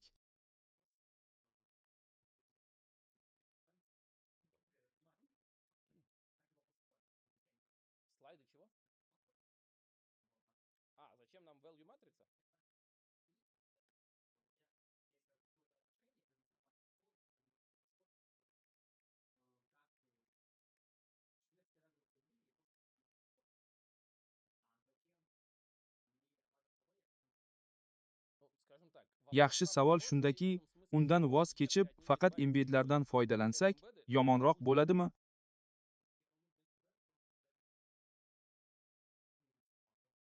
Z o'rniga emas, V o'rniga boshlang'ich H ni oling. Ha, shunday qilsa bo'ladi. Q va Q og'irliklar uchun javobgar, lekin dastlabki xususiyatlarni saqlash uchun bu og'irliklarni nimadir bilan qo'shish kerak. Dastlabki mantiq shuki, boshlang'ich embed ko'p ma'lumotni saqlaydi. Asosiy ma'lumotlarni ajratib olamiz. Qayerdan qayerga? Nima? Kechirasiz, men matematik asoslarni bilmayman. Biz 3 ta fazo bo'yicha ajratishga intilamiz. Gaplarning mazmun fazosi, pozitsion fazo va so'zlarning mahalliy ma'no fazosi. Qay va kuku bir xil miqdordagi ustunlarga ega bo'lishi lozim. Chunki biz ularni asimmetrik skalyar ko'paytmani ta'minlash uchun kiritamiz.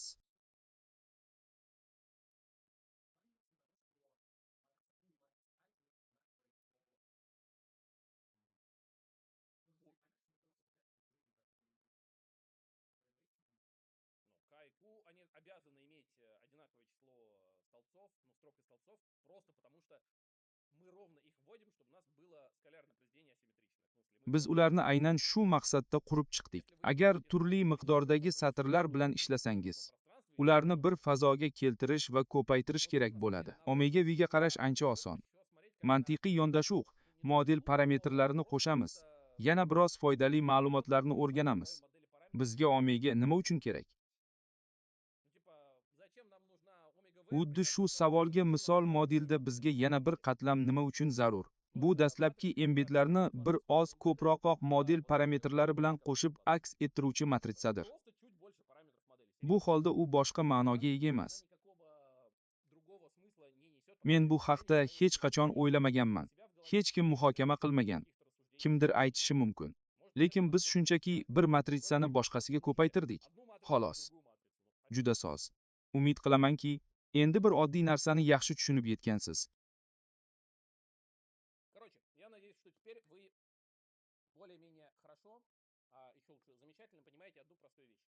Ushbu mashinali o'rganish kursida biz ko'rib chiqadigan barcha narsalar u yoki bu tarzda tasavvurlarni o'rgatish bilan bog'liq.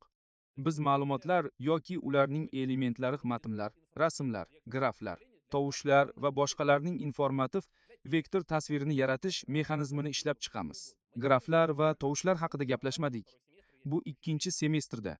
Keyin, agar kimdir xohlasa, 3-semestrda o'rganiladi. Asosiy g'oya shuki, biz har bir obyekt uchun informativ vektor ko'rinishini yaratishga intilamiz. Nima uchun vektor? Chunki hozircha matritsalardan yaxshiroq ko'paytirish usulini bilmaymiz. Biror narsani ochko'zlarcha qilish mumkin, lekin aynan ochko'zlarcha. Agar sizda obyektlar o'rtasidagi aloqalarni kodlaydigan ma'lumotli vektor tasavvur bo'lsa, o'qituvchisiz o'rganish usullari qanday ishlashi tushunarli bo'ladi. Kelasi hafta klasterlash, obyektlarning yaqin guruhlarini qanday topish, o'lchamlarni kamaytirish masalalari, shovqinlarni filtrlash va deep focus yaratish haqida suhbatlashamiz. Semestrning asosiy g'oyasi biz haqiqatda oddiy bo'lmagan, balki o'rinli oddiy g'oyalarni o'ylab topamiz. 11 sinf yoki 1-kurs matematikasi ma'lumotlarni kamroq elementlar bilan noinformativ tasvirdan informativ tasvirga o'tkazish uchun matematik o'zgartirishlar. Tabriklayman. Siz mashinali o'rganishning mohiyatini tushundingiz.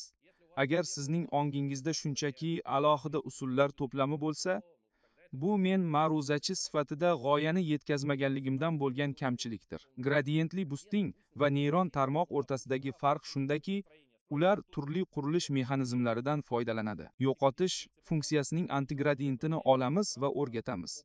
Biz aks ettirilgan tasvirlar fazosini o'zgartiramiz. Mohiyati bir xil.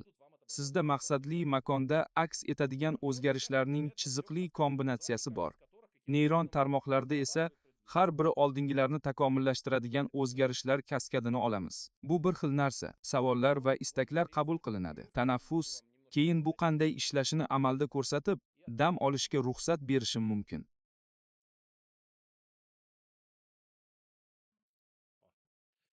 Ekranda biror narsa ko'rinyaptimi? Marich, biz oddiy narsani o'rganib oldik. Har bir pozitsiya uchun informativ tasvir vektorini yaratishni o'rgandik. To'g'rimi? Gapda so'zlar to'plami bor va har bir pozitsiya uchun o'zingizning informativ vektoringizni qurishingiz mumkin. Endi ikki savol. Biz ma'lumotni ham so'zlardan, ham boshqa barcha so'zlardan hisobga olish mexanizmini o'ylab topdik.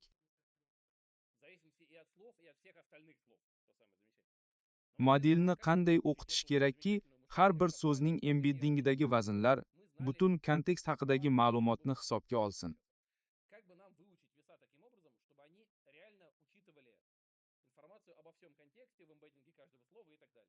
Biz modelga buni o'zgartirish asosida amalga oshirishga imkon berdik. O'zgartirish buning imkoniyatini nazarda tutadi. Agar u foydasiz vaznlarni o'rganib olsa, hech narsaga erisha olmaydi. Mualliflar modelni har bir pozitsiya uchun tavsif, pozitsiya va butun jumla asosida informativ vektorni qurishga majbur qiladigan vazifani belgilashni taklif qilishdi.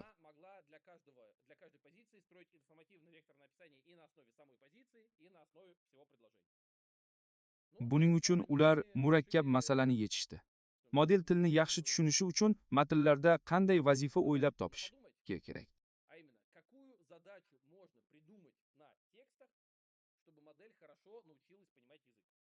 Siz allaqachon belgilarsiz bittasini bilasiz. Qo'lda belgilashni talab qiladi. Ma'lumotlarni qo'lda belgilamasdan ketmaklikning mazmunli vektor tasvirini yaratish uchun modelni qanday o'rgatish mumkin? Biz keyingi so'zni bashorat qilish orqali til tuzilishidan foydalanishimiz mumkin. Mana, Damashkin, siz nima qilayotganingiz? Agar model keyingi so'zni yaxshi bashorat qilsa, demak, u tilni tushunishni bilvosita o'rganib olgan. Qanday qilib? Agar u tilni tushunmaganida, keyingi so'zni bashorat qila olmasdi. Agar biz e'tibor mexanizmini ko'rib chiqsak, uni avtoregressiv rejimdan tashqari qanday qo'llashni o'rganamiz. So'zni bashorat qildingiz, o'z-o'ziga e'tiborni qayta hisobladingiz, keyingi so'zni bashorat qildingiz va hokazo. Bu ajoyib. Mualliflar boshqa yo'lni tanladilar. Birinchidan, men yuqorida ta'riflab o'tgan narsalar. Biz self-attention e'tibor mexanizmini va barcha hisob-kitoblarni qanday amalga oshirishni o'rgandik. Konvolyutsion tarmoqlarning ajoyib o'xshashliklarini eslaylik. Axir siz buni bilasiz. Konvolyutsion tarmoqda bizda bitta konvolyutsiya, keyin darhol javob yoki ketma-ket ko'p konvolyutsiyalar mavjud. Sizningcha, self-attention bilan vaziyat boshqacha bo'ladimi? Bu yerda u enkoder blok deb ataladi. Enkoder so'zlarni oladi. Ularga self-attention va nochiziqli qatlamni qo'llaydi. So'ngra boyitilgan vektorlarni chiqaradi. Bu jarayon modelingizning qalinligiga qarab 5, 10, 15 yoki 20 marta takrorlanadi. Hozircha savollar yo'q. Bertning ichida ham o'sha self-attention mavjud. So'zlarimiz self-attention orqali o'tadi. Keyin vektorlar to'liq bog'langan qatlam orqali. U barcha pozitsiyalar uchun bir xil. Bu shunchaki nochiziqli qatlam va nochiziqlik bo'lib, natijaga erishamiz. Mualliflar avtoregression model usulini talab qilmaydigan ajoyib vazifani o'ylab topishdi. Ular shunday deyishadi: keling, to'g'ridan to'g'ri til modellashtirish muammolarini keyingi so'zni bashorat qilish orqali yoki teskari o'qib, oldingi so'zlarni bashorat qilish orqali emas, balki boshqacha hal qilaylik. Xuddi o'sha, faqat teskari. Keling, kerak bo'lgan joyda so'zlarni shunchaki bo'sh joy qoldirib niqoblaylik va modeldan keyingi so'zni bashorat qilishni emas, balki bo'sh joyni eslab qolishni so'raylik. Buning afzalligi nimada? Endi modelga butun jumlani bir vaqtning o'zida ko'rsatish mumkin. Bundan tashqari, biz ranglardan foydalanamiz. O'z-o'ziga e'tibor xususiyati shundaki, u har ikki tomonni ko'radi. U hamma narsani ko'radi. Lekin biz unga bitta so'zni ko'rsatmaymiz.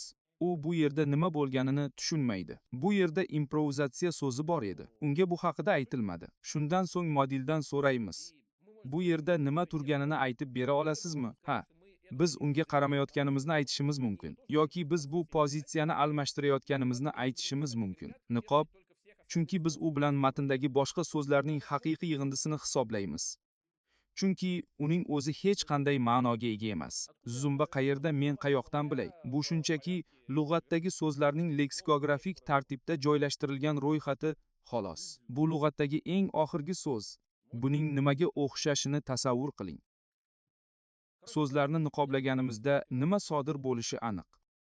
Buning afzalligi nimada? Endi har bir o'rin uchun natijani shakllantiramiz. Har bir o'rin uchun vektor ko'rinishini olamiz. Agar so'z niqoblangan bo'lsa, embedding bu so'zdan tashqari butun gap haqidagi ma'lumotni o'z ichiga oladi. Agar modeldan so'zni vektor asosida bashorat qilishni so'rasak, uni kontekstni mantiqan tushunishga o'rgatamiz. Niqoblangan va niqoblanmagan so'zlar uchun vaznlar bir xil bo'lgani sababli, model har bir o'rinda kontekst va so'z bo'yicha umumlashmani yaratadi. Ajoyib! Biz barcha gaplar, so'z elementlari, jumlalar, so'zlar, rasmlar va ularning qismlarini hisobga olishning matematik mexanizmini ishlab chiqdik. Agar bilsak, yangi kelganlar uchun SP, MLP, MLM, MLM-larni amalga oshirish vazifasini o'ylab topdik.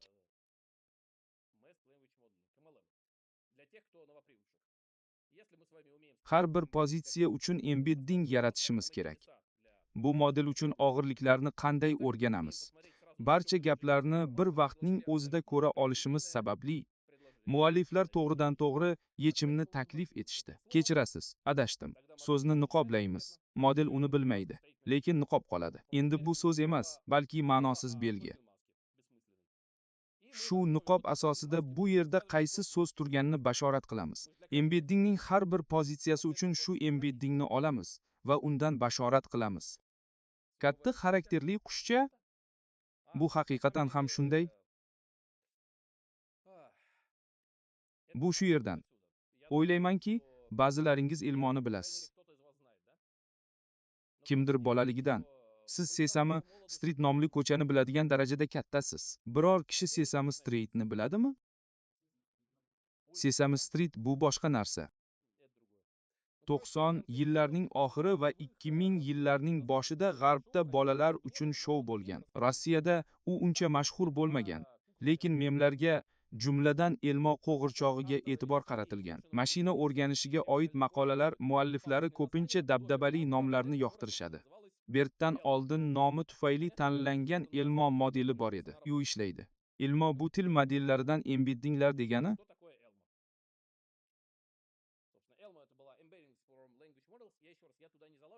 Bo'tqani pishiramiz.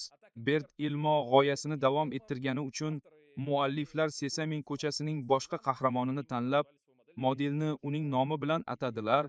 Uni transformerlardan ikki tomonlama kodlovchi tasvirlar deb izohlashdi. Bertdir. Bu yerda, agar to'g'ri tushungan bo'lsam, Sesame ko'chasidagi Bertning yuzi tasvirlangan. Hech qachon ko'rmaganman, lekin bu Sesame vasvasasi uzoq vaqt ilibda bo'lgani uchun ham bilmayman. Boshqa bir savol bersam maylimi? Bu yerda nima balo chizilgan o'zi? So'zlarim uchun uzr. Ya'ni, tushundingizmi? Ochig'i, kulaymi yoki yig'laymi, bilmayman. Bu rasmlardan 4 yil davomida foydalanganman. Bu tasvirlar Jalamar blogidan olingan. O'qib chiqishni maslahat beraman. 4 yil davomida rasmga qarab, nihoyat bu yerda nima uchun olov borligini tushundim. Transformer bu nafaqat model, balki g'arbda franshiza ham hisoblanadi. Mana shunday ishlar. To'g'ri qo'yilgan vazifa biz ta'riflagan usullarning muvaffaqiyatli ishlashini, masalan, niqoblangan narsani oldindan aytib bera olishini belgilaydi. Ajoyib voqea. Hammasini ko'rsatib beraman. Qiziqarli hikoyalar rejimiga o'tamiz. Buning qanday ishlashini ko'rsata olasizmi? Menga kerak. Yo'q, menga Telegram emas, balki Deep Image Prior brauzeri kerak, chamasi. Bu Viktor Olimpiyskiyning shogirdi tomonidan 2017 yilda bajarilgan ish.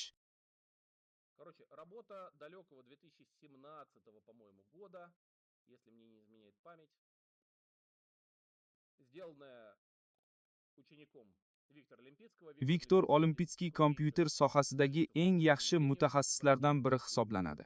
Rossiyada va butun dunyoda. Misollarni ko'rsatishimga ijozat bering.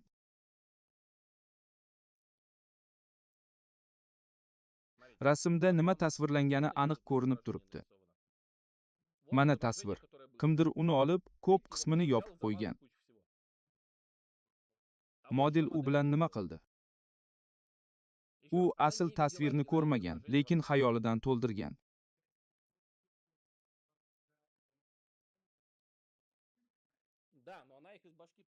Qiziq joyi nimada? Bu xuddi o'sha vazifa, lekin bo'sh joylar matnda emas, balki tasvirda to'ldiriladi. Sizning ko'zgu bilan munosabatingiz yaxshi, zebra esa xiraroq chiqibdi.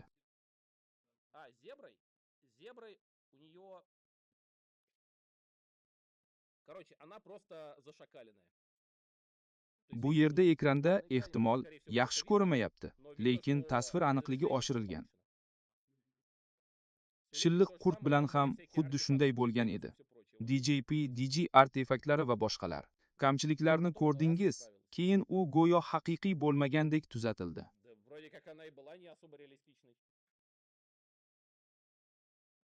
Menga modelning hozirgi paytda vazani qanday bo'yagani yoqabdi. Ochig'ini aytsam, hozir 2024 yil. Bu ajablanarli emas. Hozir hamma diffuziya modellari diffusion, dali. Kandinskiy haqida eshitgan. Ularning ishi hayratlanarli. Menimcha bu 2018 yil edi. Ishni ko'rgach, og'zim ochilib qoldi va yopilmadi. Keyin yana bir necha oy davomida bu sehrga o'xshab tuyuldi. Vazifa o'sha, tasvirning har bir qismi uchun kontekstga asoslangan embedding yaratish kerak. Uni qanday to'ldirishni tushunayapsizmi? Umid qilaman.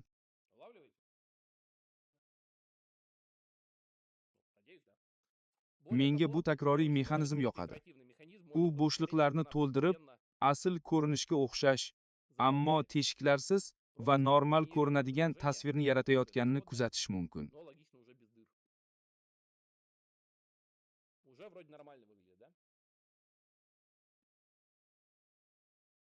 Menga yo'qdan bor bo'lishi yoqadi.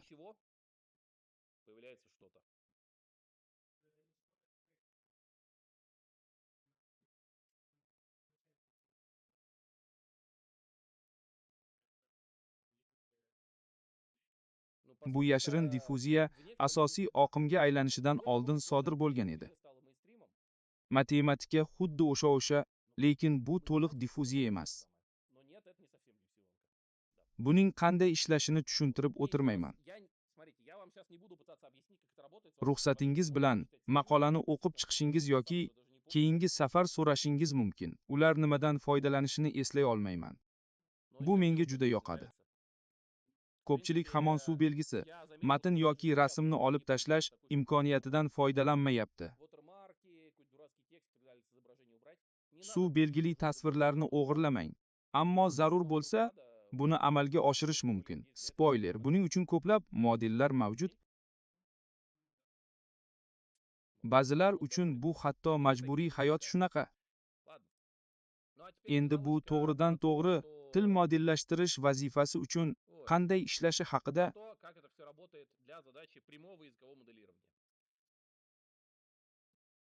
uy vazifasi dolzarb ekan. MPda Andrey Karpatovning omborini olishni tavsiya etaman. Bu biz muhokama qilgan narsaning o'zi. Model PyTorch, NumPy va boshqalarda yozilgan bo'lib, undan she'riyat yaratishda foydalanish mumkin. Ularning samaradorligini tekshirish uchun LSTM va Gitni oling. Ogohlantirish. Ehtimol, faqat Qushkin yoki boshqa muallifning asarlari to'plamidan ko'ra ko'proq ma'lumot kerak bo'ladi. Avval duch kelgan tilning istalgan ma'lumotlar to'plamini olishni maslahat beraman. Agar bu rus tili bo'lsa, masalan, Pushkin asarlari, avval rus tili ma'lumotlar bazasida modelni o'rgating, keyin she'riyatni o'rganishni davom ettiring. Model tushirib qoldirilgan yoki keyingi belgilarni bashorat qilish orqali tilni o'rganishi lozim. Mantiqsiz, unga ozgina ma'lumot qo'shish kerak. Bu Samar Paper. Hammasi boshidan oxirigacha yozilgan. Andrey Karpati sun'iy intellekt sohasidagi ta'lim bo'yicha dunyodagi eng yaxshilardan biri. Oldindan o'rgatilganini oling. Lekin biz hali oldindan o'rgatilgan modellar haqida gaplashmadik. Oldindan o'rgatilgan modelni olsangiz, ajablanarli natija bo'lmaydi. Chunki uni siz yaxshi sozlaganingiz yoki u avvaldan shunday ishlashi noma'lum. Siz oldindan o'rgatilgan modelni olib, undan shunchaki Yevgeniy Onegindan iqtibos keltirishni so'rashingiz mumkin. U buni qo'shimcha o'qitishsiz bajaradi. Buning qiziqligi nimada? Mayli. Ruxsat bering, sizga GPT haqida yana ba'zi narsalarni aytay. Menda GPT haqida slaydlar bor. GPT qanday ishlaydi? O'sh qanday ishlaysan? GPT hech qanday ishlamaydi. Menga 3-slaydlar kerak.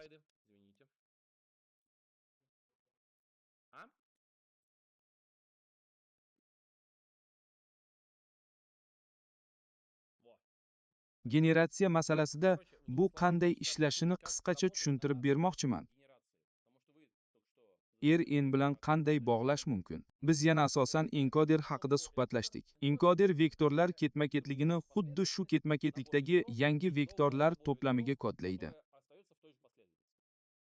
Nima uchun transformerlar shunday nom oldi va nima uchun ular transformator deb tarjima qilindi? Yaxshiyamki, bu tarjima o'zini oqlamadi. Chunki ko'chadagi transformator guvillaydi. Transformer bu transformer, chunki u boshqa modellardan farqli o'laroq ketma-ketliklarning dastlabki tasvirini oladi. Sizda ketma-ketlikda kaylim bor, chiqishda ham xuddi shunday kayli elementlardan iborat ketma-ketlik hosil bo'ladi. Har bir element endi ko'proq ma'lumotga ega, faqat mazmuni o'zgaradi. Tuzilma esa avvalgidek qoladi. Siz allaqachon tushunganingizdek, enkoderning ishlayotganini payqashingiz mumkin. Enkoderdagi self-attention qanday ishlashini tushundingizmi? To'g'ri. Bu yondashuvni har qanday masalaga, jumladan ketma-ketlikni yaratishga ham qo'llasa bo'ladi. Savol tug'iladi. Biz qanday qilamiz? Niqob nashrda paydo bo'ldi. Avtoregressiv yondashuv uchun kelajak va o'tmishga qaraydigan e'tibor mexanizmidan qanday foydalanish mumkin? Keyingi so'zni bashorat qil. Aqlsiz niqob, sariqdagi binafsha nol. Keyingi belgi yaratilayotganda hozirgi belgidan boshqa hamma narsani nollar bilan niqoblaymiz. Model faqat chap qismga qaray oladi, keyin oxirgi o'rinda joylashgan embedni oladi. Embeddingdan keyingi so'zni klassifikator yordamida bashorat qilamiz. Uni kiritamiz va jarayonni takrorlaymiz. U xuddi mijoz tarmog'i kabi transformator sifatida, ya'ni avtoregressiv tarzda ishlaydi. Ketma-ketlikni o'tkazib yubordik va embedding hosil bo'ldi. Keyingi so'zni yaratish uchun ishga tushirdik va shu tarzda davom ettiramiz. Bu qimmatmi? Ha, qimmat. Qimmatligiga qaramay, uning ishlash tarzi aniq. Men 3 so'z aytdim. Hammasi tushunarlimi? Agar tushunarsiz bo'lsa, qo'l ko'taring. Yana tushuntirib beraman. Self-tension qanday ishlashi ma'lum, o'qib chiqdik. Ketma-ketlikning barcha elementlari vazni. Keyingi elementni yaratish uchun birinchi so'zning joriy ketma-ketligini olish mumkin. Biz unga qaray olmaymiz. Qo'shilasizmi? To'g'ri ko'rinadi. Qo'shilmaysizmi? Ketma-ketlikni oldik, o'z e'tiborini hisobladik va keyingisini yaratdik. Bu har safar kirish uchun turli ketma-ketliklarni berish samarasiz bo'lishi mumkin. O'qitish paytida butun ketma-ketlik olinadi. Chap qismdan tashqari hamma narsa uchun e'tibor vaznlari nollar bilan belgilanadi. VS tashlab yuborishadi.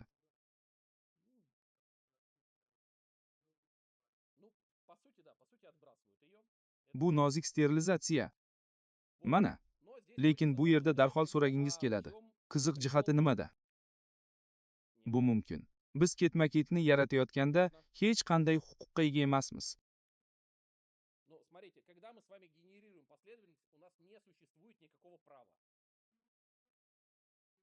Bu holatda biz niqoblanganmiz. Tilni modellashtirish ikkita vazifadan iborat. To'g'ridan to'g'ri modellashtirish, ya'ni keyingi so'zni bashorat qilish. Agar keyingi so'zni bilsak, buning ma'nosi yo'q deb hisoblaymiz. Niqoblangan tilni modellashtirish vazifasi o'qishda samaraliroq. Chunki u butun matn bo'ylab istalgan bo'sh joylarni to'ldirishga imkon beradi. Uni oxirigacha yaratishingiz mumkin. Yana bir bor. Self-attention matn uzunligini bilmaydi.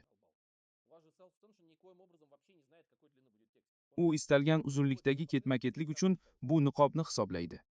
Bu odatda qulaylik uchun qilinadi. Nima uchun shunday qilinishini ko'rib chiqing. Batch xotiraga bir marta yuklanadi. Barcha embeddinglar allaqachon u yerda. Har bir bosqichda qayta yuklashning oldini olish uchun elementlarga faqat ketma-ket murojaat qilasiz. Birinchisiga, ikkinchisiga, uchinchisiga va hokazo. Endi buning qanchalik yaxshi ishlayotganini ko'rsatmoqchiman. Bu keyinroq batafsil tushuntiriladi. Buni sizlar bilan baham ko'rmasdan ilojim yo'q. 2019 yil. 5 yil oldin jiptikki, bir 5 milliard parametr. O'sha paytda bu aql bovar qilmas tuyulgan edi. Bu yerda siz darajani tushunishingiz uchun taxminan 7 milliard parametrli model real vaqt rejimida ishlayapti. 2019 yilda kvantlangan modellar allaqachon biroz siqilgan bo'lsa-da, baribir ilg'or edi. Mobil qurilmada oldingi tokenlarga asoslanib, keyingi tokenni bashorat qilishga o'rgatilgan narsa ishga tushiriladi. U 1,5 milliard parametrga ega bo'lib, 8 million veb sahifada o'qitilgan. Biz hamkasblarimiz bilan bu dunyodagi eng ilg'or tadqiqot, eng zo'ri deb hazillashardik. Bu talabalarning uy vazifasi emas, balki ba'zi oliy o'quv yurtlaridagi kurs ishiga o'xshash narsa. Lekin uning go'zalligi nimada edi? Model RMB singari ketma-ketlikni bashorat qilardi. Siz qadam-ba-qadam harakat qilasiz. Ammo endi ko'plab parametrlar. 1,5 milliard o'z-o'ziga e'tiborning barcha bloklari bilan. O'shanda siz hozir hamma joyda ko'rayotgan hodisani birinchi marta kashf etdik. Chunki GPT, LMA va boshqa yirik modellar bizni doimo o'rab turadi. Model bilan tabiiy tilda suhbatlashish mumkin ekan. U tabiiy tilda ishlaydi. Unga matn berasiz. U esa uni davom ettiradi. Agar savol kiritilsa, model unga yana javob beradi. Model savollarga javob berishga emas, balki matnni davom ettirishga o'rgatilgan. U 8 million sahifani, shu jumladan forumlar va Redditni qayta ishlagan. Agar maqsad bolalarni boqish bo'lsa, uni nima uchun yaratishdi? Yo'q, o'shanda u rusuvchi uchun rusuvchi edi. O'sha paytda til modellarini ularning imkoniyatlarini tushunish uchun yaratishardi. Chunki, masalan, BERT bor edi. Aytganimday, ba'zida mavzudan chetga chiqishim mumkin. Hayron qolmaysizmi? Siz nima deb o'ylaysiz? BERT nima uchun kerak edi? Tushib qolgan so'zni to'ldirishning nima keragi bor? Bu qandaydir bema'nilikmi? Lekin bu faqat bir qadam. Undan keyin nima bo'ladi? Aslida, so'zning umumiy miqosda bashorat qilinishi hech kimni qiziqtirmasdi. Chunki biz har bir pozitsiya uchun embedding yaratishimiz mumkinligini aytgan edik. Shunday emasmi? Hech narsa bo'lmagan yashirin pozitsiya ham bunga kiradi. Endi xuddi o'sha joyga borish uchun 360 daraja aylanib, lekin o'ziga xos tarzda harakat qilaylik. Kim aytdi? Faqat mavjud tokenni yashirish mumkin deb. O'z ma'nosiga ega bo'lmagan texnik tokenni qo'shamiz. Siz allaqachon boshlang'ich tokenni qo'shabsiz. Sizda uy tokeni bor. Mualliflar taklif qilishdi. Keling, Boshlang'ich token o'rnida ma'lum ma'lumotlarni jamlaymiz. U ham embedding bilan token agregat yaratadi. Keyin tasniflagich uchun vektordan foydalanamiz. Agar siz tasniflash masalalarini hal qilmoqchi bo'lsangiz, masalan, matnning haqiqiyligini aniqlash, unda normativ bo'lmagan so'zlar borligini yoki ijobiy yoki salbiy hissiy bo'yoqqa ega ekanligini aniqlash kabi, vektorni shu pozitsiyadan, masalan, birinchi pozitsiyadan olish mumkin. Avvaliga sizda tasniflash uchun maxsus CLS belgisi mavjud. Endi CLS belgisi joylashgan o'rinda jumla embeddingini yaratish mumkin. Belgi o'zining embeddingini o'rganar ekan, nima yuz berdi? Odamlar bo'sh joylarni to'ldirish va jumlalarni bir vektorga jamlash uchun RN dan samaraliroq model yaratdilar. Chunki barcha ma'lumotlar birgalikda tahlil qilinadi.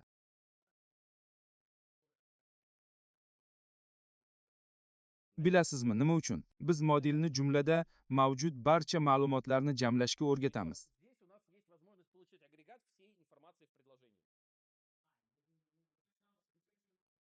Uni yanada chuqurroq o'rgatamiz. Endi vektorni olib, chiziqli klassifikatorga berishimiz, ijobiy sinf ehtimolini, gradientini hisoblab, to'g'ri agregat uchun vazn koeffitsiyentlarini yangilashimiz mumkin. Odamlar butun jumla uchun embedding yaratuvchi tizim ishlab chiqdilar. Bizga niqoblangan til modellashtirishining nima keragi bor? 1,5 milliard parametrni faqat tasniflab o'rgatishimiz mumkin emas. Chunki bizda yetarlicha belgilangan ma'lumotlar yo'q. Vazifa belgilangan ma'lumotlarda tushirib qoldirilgan so'zlarni to'ldirishdan iborat. Hozirgi kunda biz juda katta hajmdagi oz sonli modellarni hisoblashimiz mumkin. 2018 yilda esa bizda cheksiz miqdor mavjud edi. Internetdagi barcha matnlar bizning o'quv tanlovimiz edi. Chunki model, vergullar ham embedding hisoblanadi. Ular ham tokenlardir. Model axborot beruvchi vektor ko'rinishini yaratish uchun ishlatildi. Yana nima uchun? Birinchidan, tasniflash masalalarini hal qilish uchun, ikkinchidan, Berg Google vakili edi. Google nima uchun Berg qidiruv modeliga sifatli muhtoj edi? Bu mening xotiramda murakkabligini hisobga olgan holda eng tez pirodga yuklangan modellardan biridir. U yerda biron narsa bormi? Nashr etilganidan to ishlayotgan va tarqalayotgan paytgacha yarim yildan kamroq vaqt o'tdi. Bu dunyodagi eng yirik kompaniyaning qidiruv ekanligini hisobga olsak, bu oson vazifa emas. Mana, g'ush, biz yana GPT haqida gaplashamiz. Sizni buni chuqurroq o'rganishga va IPITni uy vazifangizga qo'shib ko'rishga undamoqchiman. Buning uchun hatto qo'shimcha ballar ham beraman. Agar buni qilsangiz, juda xursand bo'laman. Model tabiiy tilda gapira boshladi. Unga matnlarni davom ettirishni taklif qilish mumkin edi va u buni yaxshi uddalardi. Shuningdek, unga boshlang'ich, jumla va davomi shaklida mashina tarjimasi vazifalarini ham taklif qilishdi. Buni qanday qildingiz? Gapni fransuz tilida yozdik. Keyin ingliz tiliga tarjima qildik va modelga davom ettirishni berdik. Va kutilmaganda model biz kutgandek ishlayotgani ma'lum bo'ldi. ChatGPT paydo bo'lguniga qadar 4 yil o'tdi. DGPT chati xuddi shu texnologiyada ishlaydi. Ko'plab takomillashtirishlar va funksiyalar bilan keyingi belgilarni bashorat qilish. Mana, o'sha paytlardayoq vaziyat yomonlashadi. Soxta yangiliklar dunyoni egallab oladi va odamlar qo'lda yozishni to'xtatadi degan xavotirlar mavjud edi. 2024 yilda vaziyat uncha o'zgarmadi. Garchi bizda, masalan, gumanitar fanlar kafedrasi yoki bo'limi bo'lsa-da, u yerda shubha uyg'otadigan matnni tekshirish tizimi qo'llaniladi. Talabalar matnning sun'iy tarzda yaratilganligi uchun jarimaga tortiladi. Hatto u hozirda mavjud bo'lmasa ham, bilishimcha, matnning sun'iy yaratilganligini baholash usullari umumiy holda uning yaratilish ehtimoli haqidagi savollarga sabab bo'lmoqda.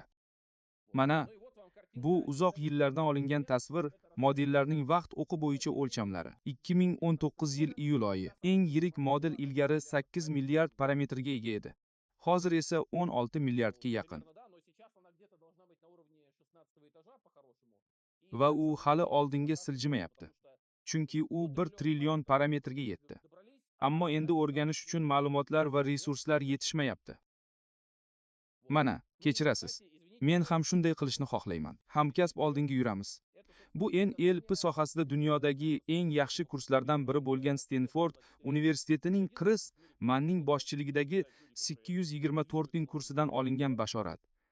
Bu yerda sohaning yetakchi mutaxassislari faoliyat yuritadi. Ular 1 milliard parametrli modellar ko'plab vazifalarni hal qilishda inson darajasiga yetishini bashorat qilishgan. Ammo bu ancha tezroq va arzonroq amalga oshdi. 35 yoki 100 milliard parametrli modellar allaqachon ajoyib natijalar ko'rsatmoqda.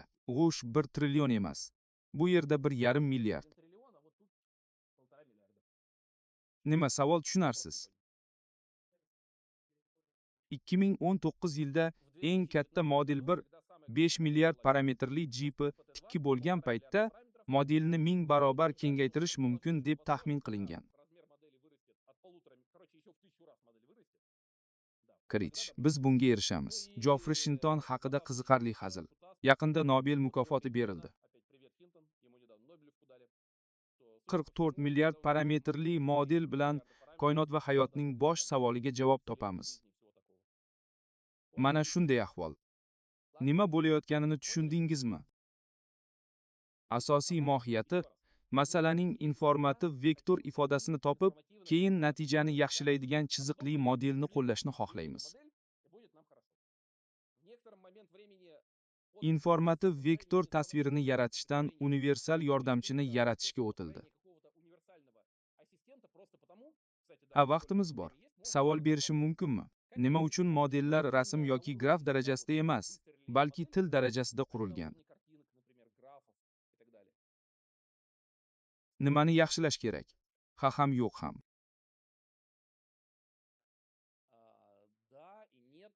Aslida bu taxmin albatta javob bo'lishi shart emas.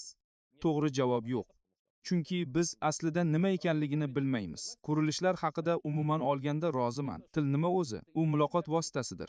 Til, ayniqsa tabiiy tilni qayta ishlash haqida gapirganimizda, bizda o'ziga xos vaziyat yuzaga keladi.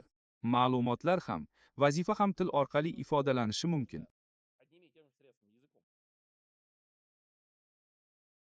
Agar ilgari biz tillarni yida aks ettirishni qurgan bo'lsak, endi ma'lumotlar darajasida sizda hvayi, ba'zi obyektlari, ba'zi sinf belgilari bor deb belgilab, klassifikatorlarni quramiz. Rasm va sinf belgisi yoki rasm va segmentatsiya niqobi bor edi. Bu haqda gaplashmadik.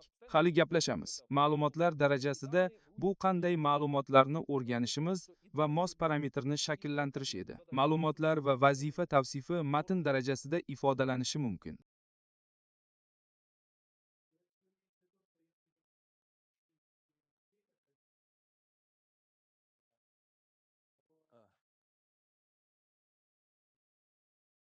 Shayton bilsin. Agar vizual ma'lumotlar til kabi tashkil topgan bo'lganida, bizda juda ko'p ma'lumotlar bo'lardi. Bizda til bo'yicha ma'lumotlar ko'p, chunki u asosiy aloqa vositasidir. Biz rasmlar orqali emas, til orqali muloqot qilamiz. Til asrlar va ming yillar davomida qo'llanilgan bilimlarni saqlash usuli hisoblanadi.